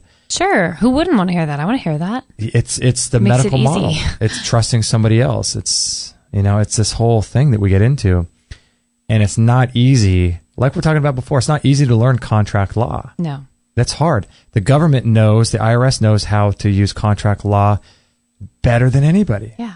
And knowing that we won't know. Knowing that we won't know, and they can just use it on us, and there you go. Yep. And so for us, it's the same thing, is that we need to listen to ourselves and stop listening to what other people say about food, even me. Yeah. Even you, even anyone that's been on our show.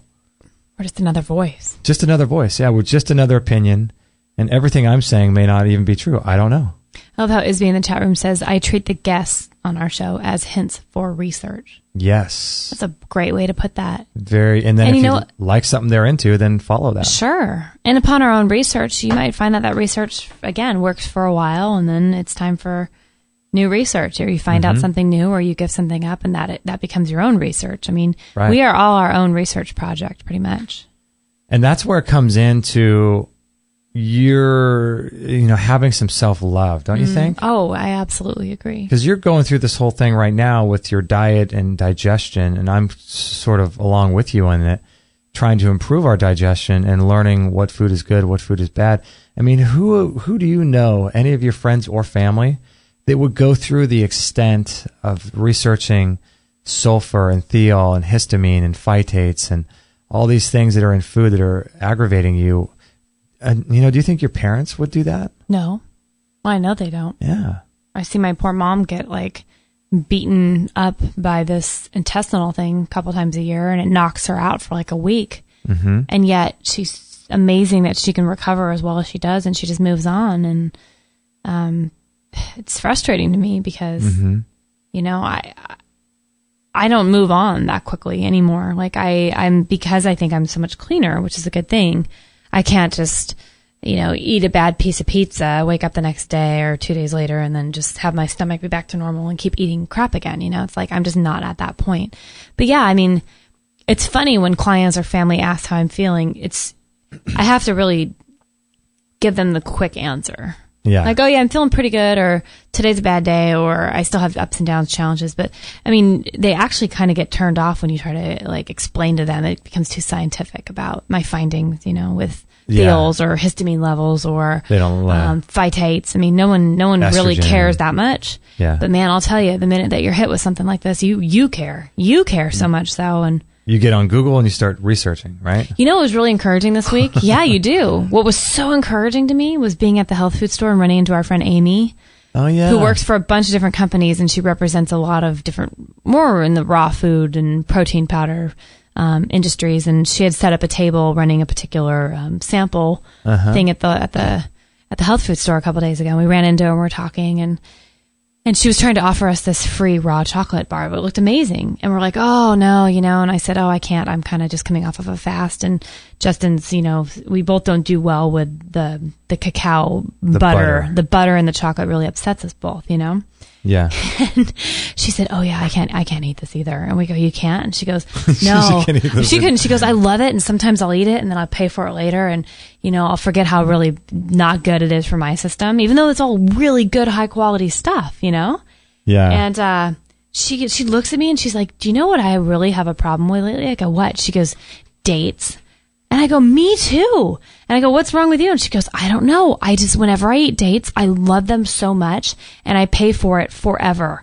Like my stomach is completely jacked." She goes, "I'm a really thin person and I have this like spare tire in my belly." And I go, "I have that too. It doesn't make any sense, Right. And we were laughing back and forth. And she was the one to also say that she feels like you reach a new plateau because she's super healthy. She eats amazing. She's all into the superfoods, raw food, and amazing eater. And she says what worked for her, for 10 years, this isn't working anymore, and she's finding that it's always this journey. And I felt so different talking to her than I would to one of my clients or my family members who doesn't understand me. Right. And I felt so heard. And we left like giving each other a high five and going like, let's get together. Yeah, let's get together for sure and talk more about this. But let's like support a Date Anonymous group. Like, there was something so awesome about having a person with just as much of a strange issue as you do. Right.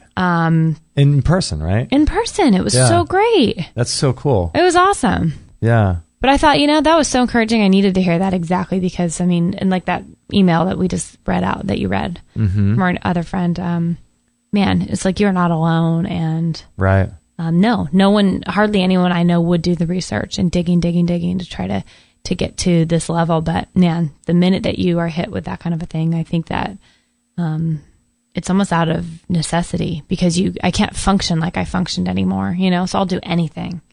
Yeah. And, when you know better, like what Oprah says, when you know better, you do better.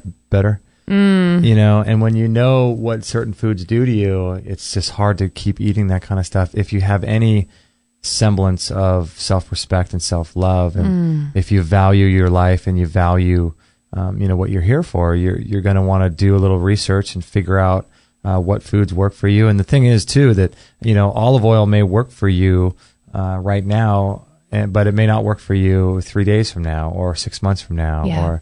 And so I think the whole idea of eating with the seasons, I think there's some general principles that are.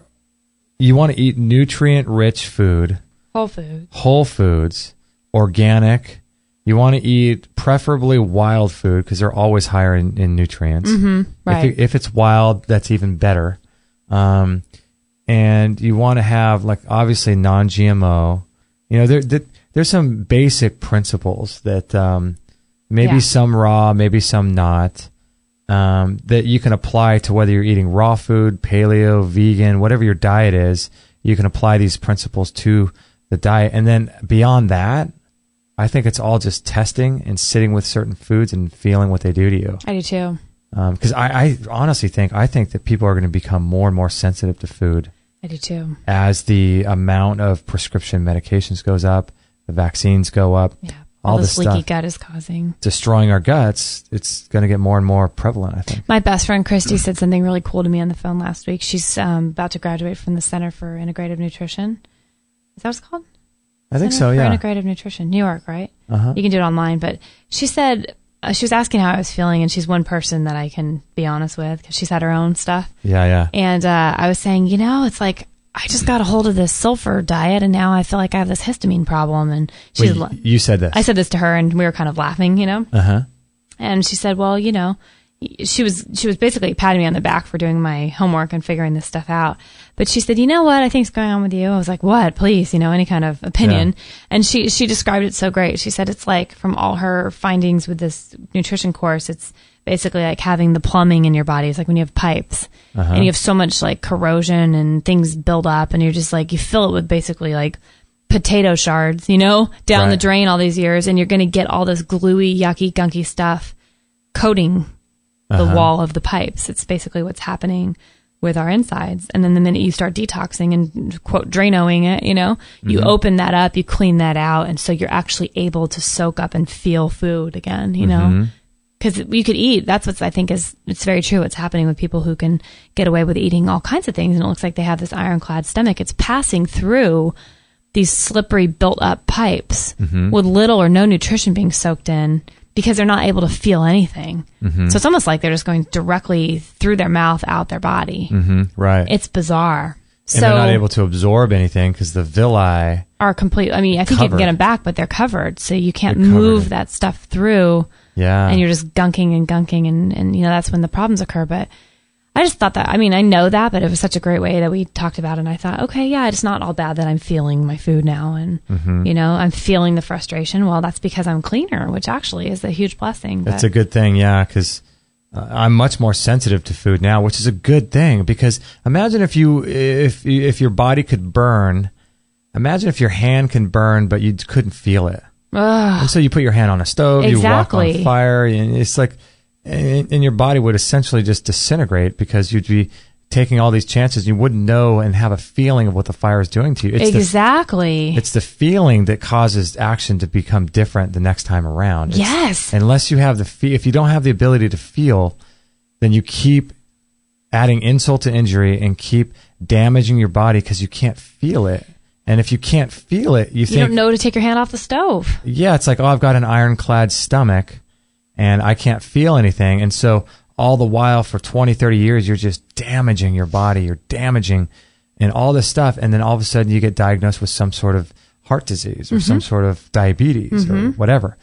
And you think the whole time, well, I wish I had known that, well, the more you ate that damaging food, the more it caused you not to feel the damage that you're causing by continuing to eat it. Right. So it becomes this whole cycle that the feeling is what's important. Yes. You know, and so it's frustrating. It's so frustrating because you don't know what foods work, right? Oh, man. But it's the best thing ever. Yeah. I'm trying to look at it. It's a double-edged sword, but I mean, I'd rather know. Yeah. You know, I would. I'd rather know and be able to deal with it than not know and keep getting worse. But iHeart Pudding asks, Justin, have any ideas on what the next big thing that people will be allergic to is? Because he or she says, look at the peanut allergies as an example of that. Yeah. And I said, yeah, I have that peanut allergy. What do you think the next big one is? Oh, gosh. There already are so many. Dairy, wheat, I mean, eggs. Sugar, maybe? Sugar. I mean, imagine if people became allergic to sugar.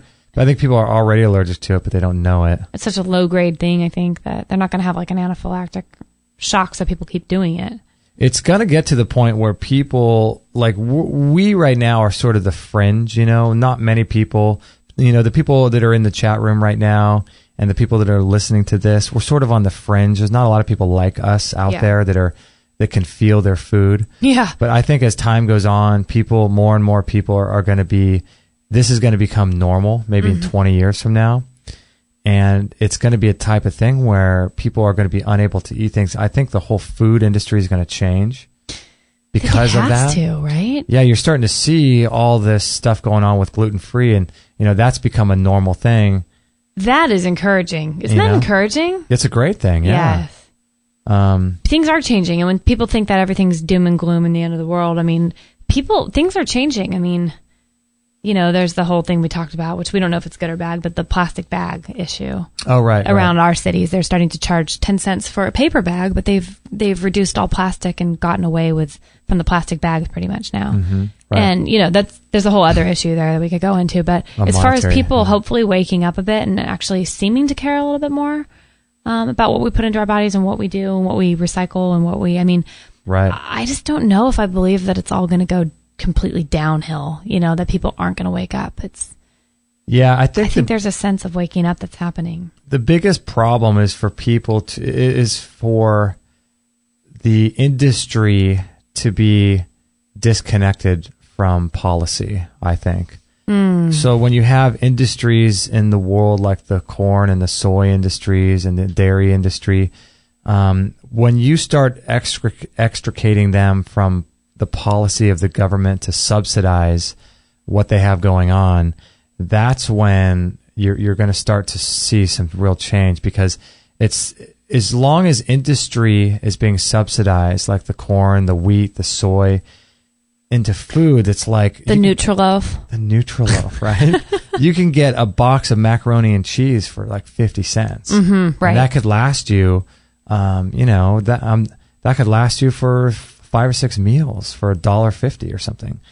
And that's because that whole industry is subsidized. So if you're able to get rid of the coupling together of industry and government policy, that's going to be the biggest obstacle, I believe, for where we're going as a society and a culture in terms of what we're able to have access to overcome our health issues. Because as long as they have that subsidization from the government, they're able to run their ads on TV and commercials and convince people to eat at Baskin Robbins and to have ice cream and to do all these things. And so as long as you have that marriage that's happening, then it's not going to be a good situation for the population in America or in any Western world who doesn't want to take control of their health. I completely agree with that. It's not going to be good for them because they're going to be getting all of their information and knowledge from these people who don't have their best health in mind. Yeah, you know, not the best source for health. Yeah, and so you got to just unplug from the matrix, man. You know, you got to get out of that. Such a wild thing, isn't it? Got to disconnect from all of that, and you know, unless you do that, where are you getting your knowledge from? You know, who's giving you the ideas that to think a certain way, to eat a certain way, to live a certain way? Who's giving these things to you? You know? Yeah. And so it's like trade your earbuds out for a new program because whatever, it's like going directly into your psyche. Well, and that's what's happened our whole lives. I mean, yeah, that's what's happened from everything. It's like the Truman Show, like we talk about. It has been, for the most part, programmed into us from the minute we were born. The minute you're born, you're programmed, and it's amazing when you start disconnecting from things. Pick any sort of societal programming you want. It's amazing when you disconnect for a while. And you just don't choose to receive that input. Yeah. It's amazing how your mind starts shifting and changing, but then then you start to become amazed at what you were so okay with. You know what I mean? I know. It's like, how did I think that? Yes. It's amazing. And it's everything that could even sound good. I mean, it's everything from the health industry to the shows we watch to the church. I mean, it's everything to school to government, to politics, to economics, everything. Yeah. And once you start removing yourself, I think unplugging from the matrix and is the first step. And, I do too. And starting to formulate your own opinions and your own ideas about things and listening to yourself. That's where I think that's where the real power is. I do too. You know? I do too.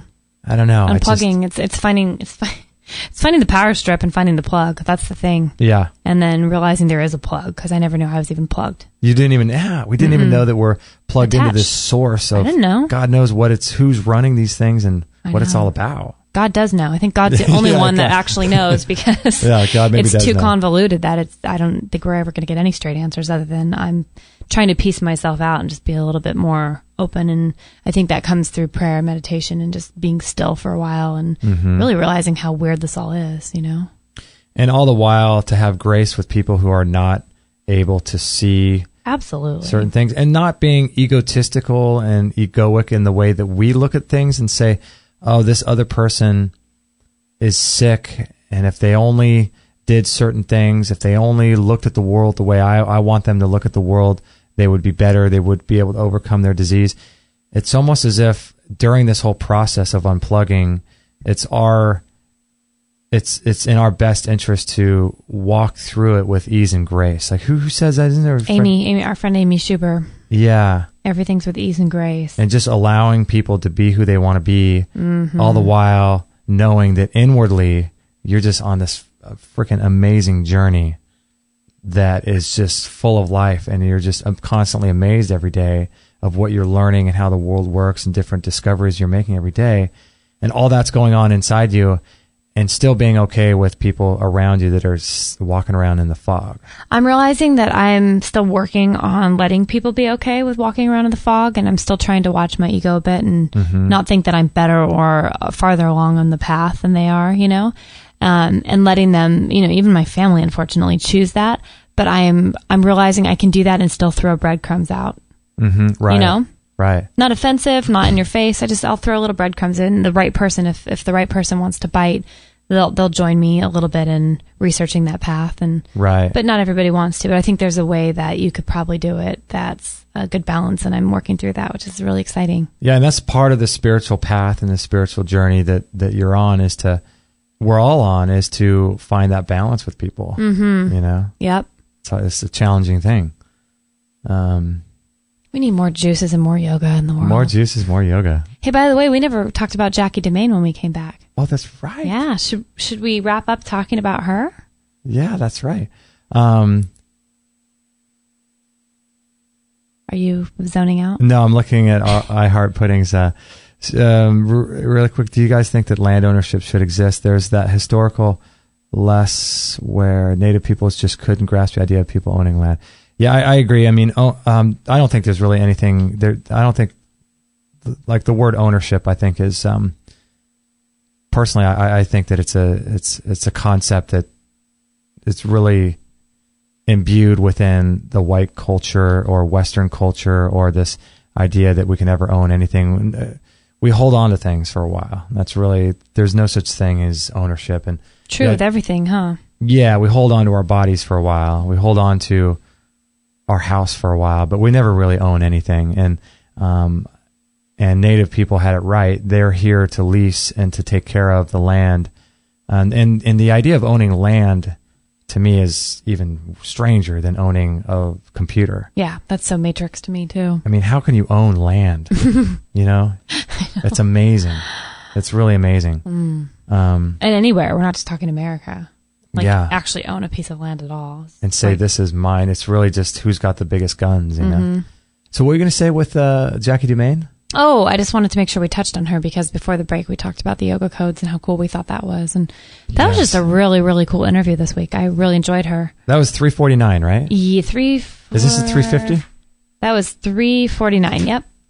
$349. Yeah. That'll be up soon, right? Yeah, that'll be up. I'm going to get that up today because I'm working on that one. Started yesterday, and I'll work on that today. But that was really a good interview because she was really transparent and really open and honest about her journey, which you don't see a lot. You don't see a lot. There was zero ego with her, in my opinion. And it was just really nice to know that somebody in her profession and of her spiritual caliber was still changing and flowing. And even though I know that we all do that, a lot of people we have on the show, or just people you talk to in general, just really think they are pretty set and have it all figured out. And it was just so neat to watch her explain where she was in life, and that she's continuing to change, that she, you know, bought this giant house and ended up selling it because she wanted to simplify, and is now kind of like, I don't know, I'm going to go back to an ashram and spend some time and come back, and that her business wasn't all about just making $1 bazillion. It's really about helping people, and it doesn't matter what it brings in. It's supposed to bring in what it's supposed to. Yeah. I just found her so cool? refreshing for my soul and my psyche. It was awesome. I think too that I think that interview was more for us, because right now, I don't know if people know this, but we've had this funny progression with how you've sort of quitting your job, and it's the complete antithesis of someone walking into their boss's office in a fit of rage saying they quit. Right. This has been the most progressive quitting, what do you call it, story, or... It's the most long, drawn out. Yeah. And so for those that don't know, Kate is quitting her job, her career of 15 years, starting in 2 weeks. Mm-hmm. And going to be focusing on this project and other projects here with Extreme Health Radio, as well as her own thing that she's got going on. I don't know if you want to say it, but... in a little while. Yeah, so it's a big deal. It's a huge deal. It's a really big deal. And I keep saying, when people ask me if, like, oh, you must be doing that great with Extreme Health Radio to be able to quit, I go, well, not really. We're doing okay. We're making it. Yeah. But, you know, anyone looking at this situation from the outside with no spiritual grounding would say that's the stupidest thing anybody could ever do. Oh, yeah. They would. They'd say that's so dumb financially, you know. Like, in this economy, you can count on that money. It's pretty dumb. But I am just going to do it. I'm doing it because I know I need to do it. And if I don't, I'm not living my true purpose. And it's scary. And I'm going to have to rely heavily on, first of all, God. And second of all, people's donations and support of us. Mm-hmm. And it's okay. I'm literally flinging myself off the cliff and growing my wings on the way down, and it's cool. But yeah, I mean, I felt Jackie really, really hit the nail on the head when, she was talking about how basically the money that's needed will come find you. And it's not all about making a ton. It's about just surviving and being okay and trusting that the universe and God has got you, Yeah. It's a big deal. Yeah. And the progression has been for me working 6 days a week 15 years ago, working my tail off, just exhausted. I came home like a empty pulp shell of a person. 10-hour days, 6 days 10-hour a days, week. 6 days a week, down to 5, like normal, quote, normal people. Uh-huh. And then did that and then jumped down to 3 about 2 years ago, and then maybe a year and a half ago, actually. And then last January, I just couldn't do it anymore. I jumped down to 1. So I've been working full Saturdays, and it's just not making any sense for me to keep going. Mm-hmm. Right. I really feel like at this point, it's keeping me more from what I'm supposed to be doing than it is good to have the money, Yeah. It's really hard. I never thought I'd be in this position saying that I was doing this and feeling good enough about it. I mean, I feel 99% confident. There is that 1% of me that, has a freak out, and anytime you I have to talk myself back from the ledge, but yeah, it's challenging. I mean, it's all part of, being responsible for your financial success too. And, and if you have a dream and you have something that you want to accomplish in the world and you have the ability to pursue that, yeah, I think it behooves everybody to do that, no matter what the financial consequences. So are we going to be able to continue a show? Is there a chance that we could be kicked out of our place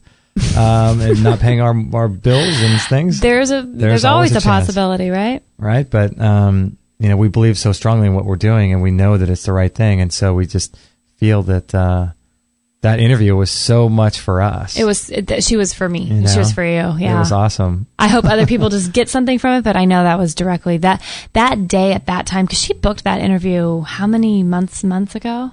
Months ago, yeah. And it was the perfect time in her journey as she's going forward with new projects and making these transitions in life. If we would have talked with her 6 months ago, where she was at that point would have been living in her 4-bedroom house, working on this yoga code product, Right. But she wasn't. She was taking another leap and kind of simplifying and moving back into her parents at 41 years old. And I know, right? And reconnecting with family. And I thought, that's for me. That this timing it just came together perfect to have that reach my ears where I'm at. And yeah, wrapping up is really interesting to me. Yeah, it's really fascinating. And I think that there's a lot of people that do stuff like that really checks their ego a little bit, because you're 42 years old, going back to live with your parents for a little while before you go to India, and you're making all the wrong decisions that are the safe and secure decisions that people would tell you. Where's your 401k? Where's your retirement savings? Where's all this? Where's all that? How are you going to pay for insurance and all these things? But when you're doing the right thing, and when you're doing something you're supposed to be doing, a lot of that just sort of goes out the window. Right. A lot of that just has to go out the window. Like you and I were talking the other day, I agree that you and I, with Extreme Health Radio and everything that's coming out of it, we've always agreed that we know we're doing the right thing. We've never doubted that, that this is our life's work for now and that this is what we're supposed to be doing and we feel called to do it. That's never been the doubt. The doubt is, oh my gosh, is the money going to be there? Am I throwing away a good thing by leaving my hairstyling career? Is it, those doubts creep in, but never the other doubts. So that's where I go. It's solid. It's something I can count on. It's never led me astray, Well, remember when I asked you the other day, I said, if money weren't an issue for anything in your life, and there was no such thing as money, we didn't use money at all on planet Earth or whatever. So or Nibiru, Planet X. But if you're trying to get away from all that, would you choose to be a hairstylist? And it was like before I could even finish asking that, you said no. Yeah. So there's your answer. Just flew out my mouth. And so we all do things because we need money, and money is very important.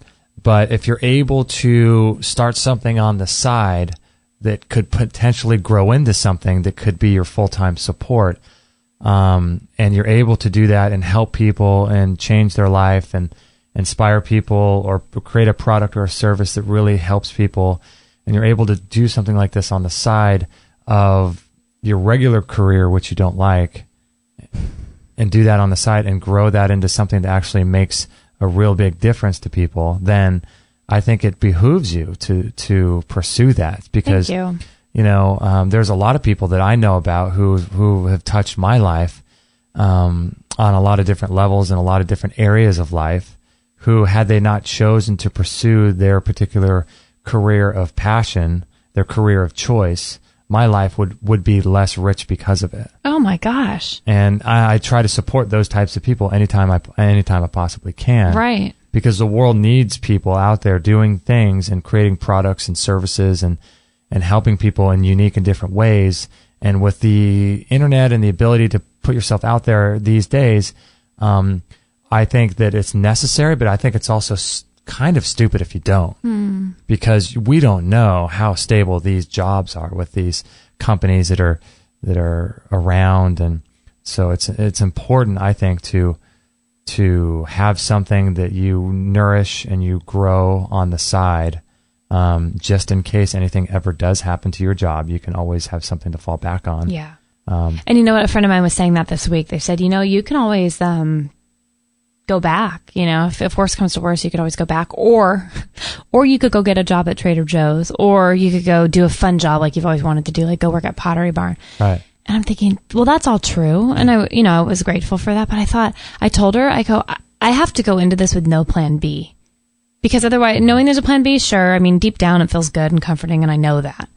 But you can't act as if there's a plan B, otherwise you won't treat plan A like it's the only option. I mean, right now I'm not looking at it like there is a plan B. And that's what you did with Extreme Health Radio. You never looked back. You never acted like there was a plan B. And there's times where we probably should have been more concerned, thinking that this isn't going to work. We need a plan B, but you didn't do it. And look at how you've been able to keep this going for this long. I mean, I know it's amazing. It's a passion of mine to help people and to bring this information out and to bring empowering information out. But I think you're right. If you have, like in the scenario that I was talking about, the plan B, the something to fall back on was your actual career of choice, of your corporate job or your other job that you use to make money. But if you're pursuing your passion, and pursuing your dream, if you have a plan B, I don't know. I think it allows, it lets... It inches in doubt. It inches in doubt. It causes some sort of thing to happen within all of our psyches. I don't know what it is, but it's something where if you know that you're able to fall back on something that you don't like, yeah, it somehow causes you to put out less effort into the thing that you really want to do. I think it does. Doesn't it? This energetic shift happens where I don't even want to go there. I feel like I just found the plug. I just found the power strip of the matrix. I'm unplugging. I can't half unplug it. Yeah. To me, that's half unplugging it, you know? So I know I mean, the responsible thing is to have that plan B, but for me, if I had a plan B, I never would have made it as far as I have with this whole project. No way. Here. I can say that. I can totally attest to that. Because it would have been too easy. There were so many times where we didn't know if we were going to make our rent, or if we didn't know if we were going to be able to pay our bills, or we didn't know this or that. And it would have been too easy to have the skills that I had before to go back into something. If someone had said, hey, you have a job with me that pays $100,000 a year, you can come back anytime. I don't know what in the deepest, darkest hours of being able to run Extreme Health Radio and to be able to do this when we weren't able to sort of make our bills or to do whatever. Feed our dog. I don't know if I would have said, all right, I'll go work for you. It's too easy because I need a guaranteed paycheck, or I need a guaranteed money. And it's, and knowing that was not there for me caused me to just, okay, I'll work 10, 12-hour days and set up the interviews and work on the website and put out as good of content as we possibly can to help as many people as we possibly can, because I have no other option. Yeah. I can't really do plugged in. else. You really put your feet, you planted them firm, and you spent that time which you would have been working at another job and treated it, like this was more than a job, And I'm really excited about you doing this too. And I think it's a dream that a lot of people have, and I'm excited for you and for us to see where it goes. Well, thank you. I'm pretty excited. I'm pretty thrilled. It might be anticlimactic when it comes down to it, but it's becoming way more real to me as each day goes on. And I think especially as I have a friend that's going to come over either this afternoon or Sunday, and she's basically going to be taking all of my existing clients and taking my literal space at the salon. And wow, she's building up her clientele, and it's happening. So and I've been telling all my clients. I mean, now it seems more real. So it's pretty cool. Baby Kate, sweet sassy Baby Lassie. Kate's moving on, Moving people. on. Bigger and better pastures. You know what? I'm ready for a sauna. I'm kind of chilly. I know, it's kind of chilly, isn't it? Yes. Tana joins us in the chat room, and I'm curious how she's been enjoying her sauna. Oh, let's hear it. Yeah. Tana with the sauna. Man, I apologize. We're actually 2 hours and 5 minutes in, and we've had an influx of some new people in the chat room, but it's about time we wrap up our show. Dude, we've been going forever. It's been fun, though. 2 hours. Yeah, it's been great. Yeah, so thank you. Oh, Tana says she loves it. Yeah. It's amazing. Love it. It is too. sauna season. It is sauna season, that's for sure. It's a great storm of 2014 here in California. It's drizzling. It's spitting rain. Every now and then there's a couple drops. But I love it. No, it's been more than that. We actually had a leak over our, it's a little more than a sprinkle when there's a leak over our stove. Okay, there you go. I put a pan under it, so we have a little bit more than a sprinkle. You know what I'd like to do one day is to get some rain. What do you call those silos or those big containers to collect like rain bucket water collectors? Yeah, wouldn't that be whatever cool? You call those? Yeah. You could, that would be really interesting to do that. Well, we have to leave California for that or go up north because you're going to have about 1 inch to collect. Yeah, you're not going to get much. With the drought going on here. I know, right? Oh.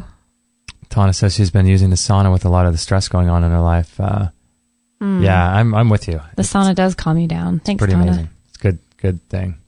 Well, I'm sorry for those who just joined early or late that we're wrapping up, but so we can catch it all on the podcast version. Yeah, we're going to post the podcast. My goal is, what is this? Is it Friday? Yeah, Today's Friday. So I'm going to post the show with Jackie Dumaine that we were talking about a few minutes ago. I'm going to post that today. Later I on. highly recommend listening to that one if you guys want to get motivated about life. She's great. And then on Saturday, I'll post this show. Cool. Yeah. So. And then Monday, we have a live show again with Susan Smith-Jones at 9 a.m. That's right. Pacific. Yes. And then we'll continue to have a free-for-all live. Yep. But is next Monday's show kind of a wrap-up for us for a little vacation? Yeah, we're going to be taking some time off from shows, but not our Friday shows. We're going to keep doing the Friday shows. Live on Fridays. But we're going to be taking a little bit of time off for the holiday season, and there's also some projects on the side that we're working on that are very important to us, and we feel like we can help a lot of people.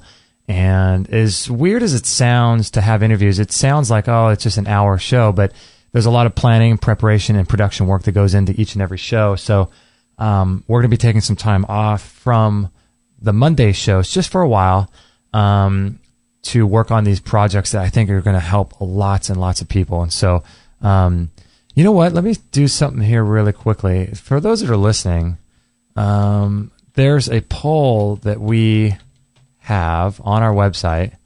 And yeah, let me share this in the chat room because I would be very curious to see what you guys think in the chat room of we're going to be developing some programs and courses for people, and I wanted to get everyone's opinion on what they would be most interested in terms of programs and courses to enhance their life. So I shared a link in the chat room, and it's extremehealthradio.com/poll. If you're listening to the podcast version of this, you can go to extremehealthradio.com/350, and that will be the show for this particular page, or the page for this show, and I'll put a link to the poll on there.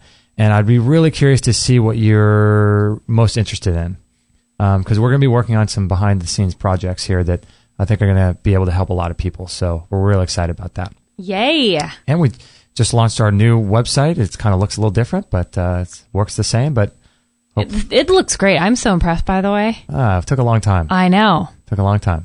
But you've done well. I mean, I'm so thankful you've had a little bit of time to put toward that Yes. that you've always wanted to and you've never had before. Yes, I'm very excited about it. So anyway, I want to thank all you guys for joining us in the chat room. It's so fun with you guys. Tana joined us, Isby, I Heart Pudding, all kinds of great people in the chat room. I Heart Pudding. Welcome. I love that name. I know, right? Just Thanks don't tell that to Bill Cosby. That's right. He was pudding and Jell-O, and that's got him into some problems. Not so good. So I want to thank all you guys for joining us. I appreciate that a lot. And it's just an honor for us to be here. And we thank you so much. And we're going to be releasing this podcast later on today. And if you guys would consider joining us through and supporting us on our Amazon link for any Christmas shopping that you guys are doing, we'd greatly appreciate that. There's a link to that on our website at the top right. And if you bookmark the Amazon link and go through it each and every time you make a purchase there, that is a great way to support us. So we appreciate that a lot. And we do accept donations, but I imagine with people going through Christmas, they're going to have less ability to make donations right now, but we do accept donations if you're interested. And also our store is available. There's a link to that at the top of our website. You can check out our store, all kinds of great stuff if you're doing any Christmas shopping or anything like that. So we appreciate that a lot. And just know too, I want to let everyone know that you don't need any of these products to be healthy. They do help. They're great for you, but you don't need them to be healthy. No, and you know what's cool in the chat room is Isby's talking about how she's so excited that there's going to be a sauna in the next few months that they've been saving up for. And I just wrote back, it means so much. I think it's actually really cool when you save up for something. It always makes it so much better. It does. I love that feeling. So you know what? If the tools are important to you and you save up for specific ones, whenever you get them will be the perfect time. Mm-hmm. Right. So it's really neat. Yeah, it's they're definitely fun little tools to have. Our little Bellicon here that we have, our biomat and things, they're fun. They're really fun to have and to use. And like we do the clay from Vitality Herbs and Clay. There's some really great sacred clays, and I don't know. It's good to do these types of things if you can. But I just want people to know too that the power of healing and being healthy ultimately comes from God and from you. And so don't feel like you're somehow inadequate or you're missing out on something if you don't have any of these products. And this is bad for sales because we need sales to live, right? Especially with you quitting your job. But I just want people to see that we're being honest and we're telling the truth is that you don't need these things. And I think it goes back to Adam Bergstrom's email he wrote in during the show. What do you say? How did he write that about yawning? Oh, yeah. Basically let me get it. I loved it. We'll end with that because I thought it was so awesome. Yeah, that was super cool. He said, cancer cures are as cheap as the price of organic food and as free as the skill of yawning. I love that. And you know what? There's so much truth to that. That's true. I love it.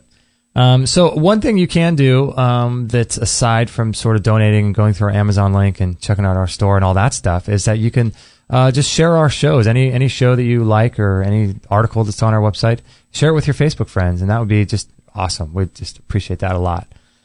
So there you go. Gosh, guys, that was a lot of fun. Best way to spend a rainy Friday. I love this California rain. 2 hours and 12 minutes. Wow. Kate. Not 2:11. I'm shocked. I know, shocking.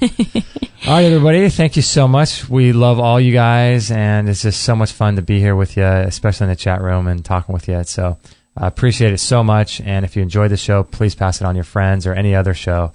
We'd appreciate that a lot. And that's about it, right? I think that's a wrap. Okay.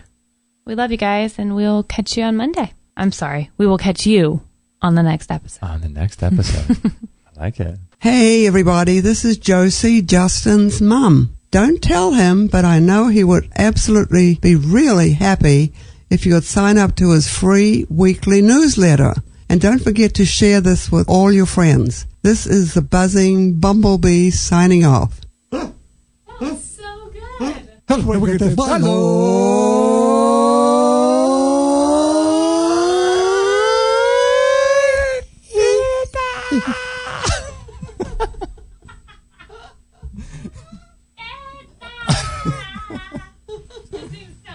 Oh my gosh. Thank you for listening to this episode. It's time to go for now, but our mission does not end with this show. Justin and Kate will be back with another interview packed full of ideas, discoveries, and unique ways to regain your health. Head on over to extremehealthradio.com/subscribe and instantly download our free gift too that contains cutting-edge strategies to start making healthy lifestyle changes today. No material on this blog is intended to suggest that you should not seek professional medical care.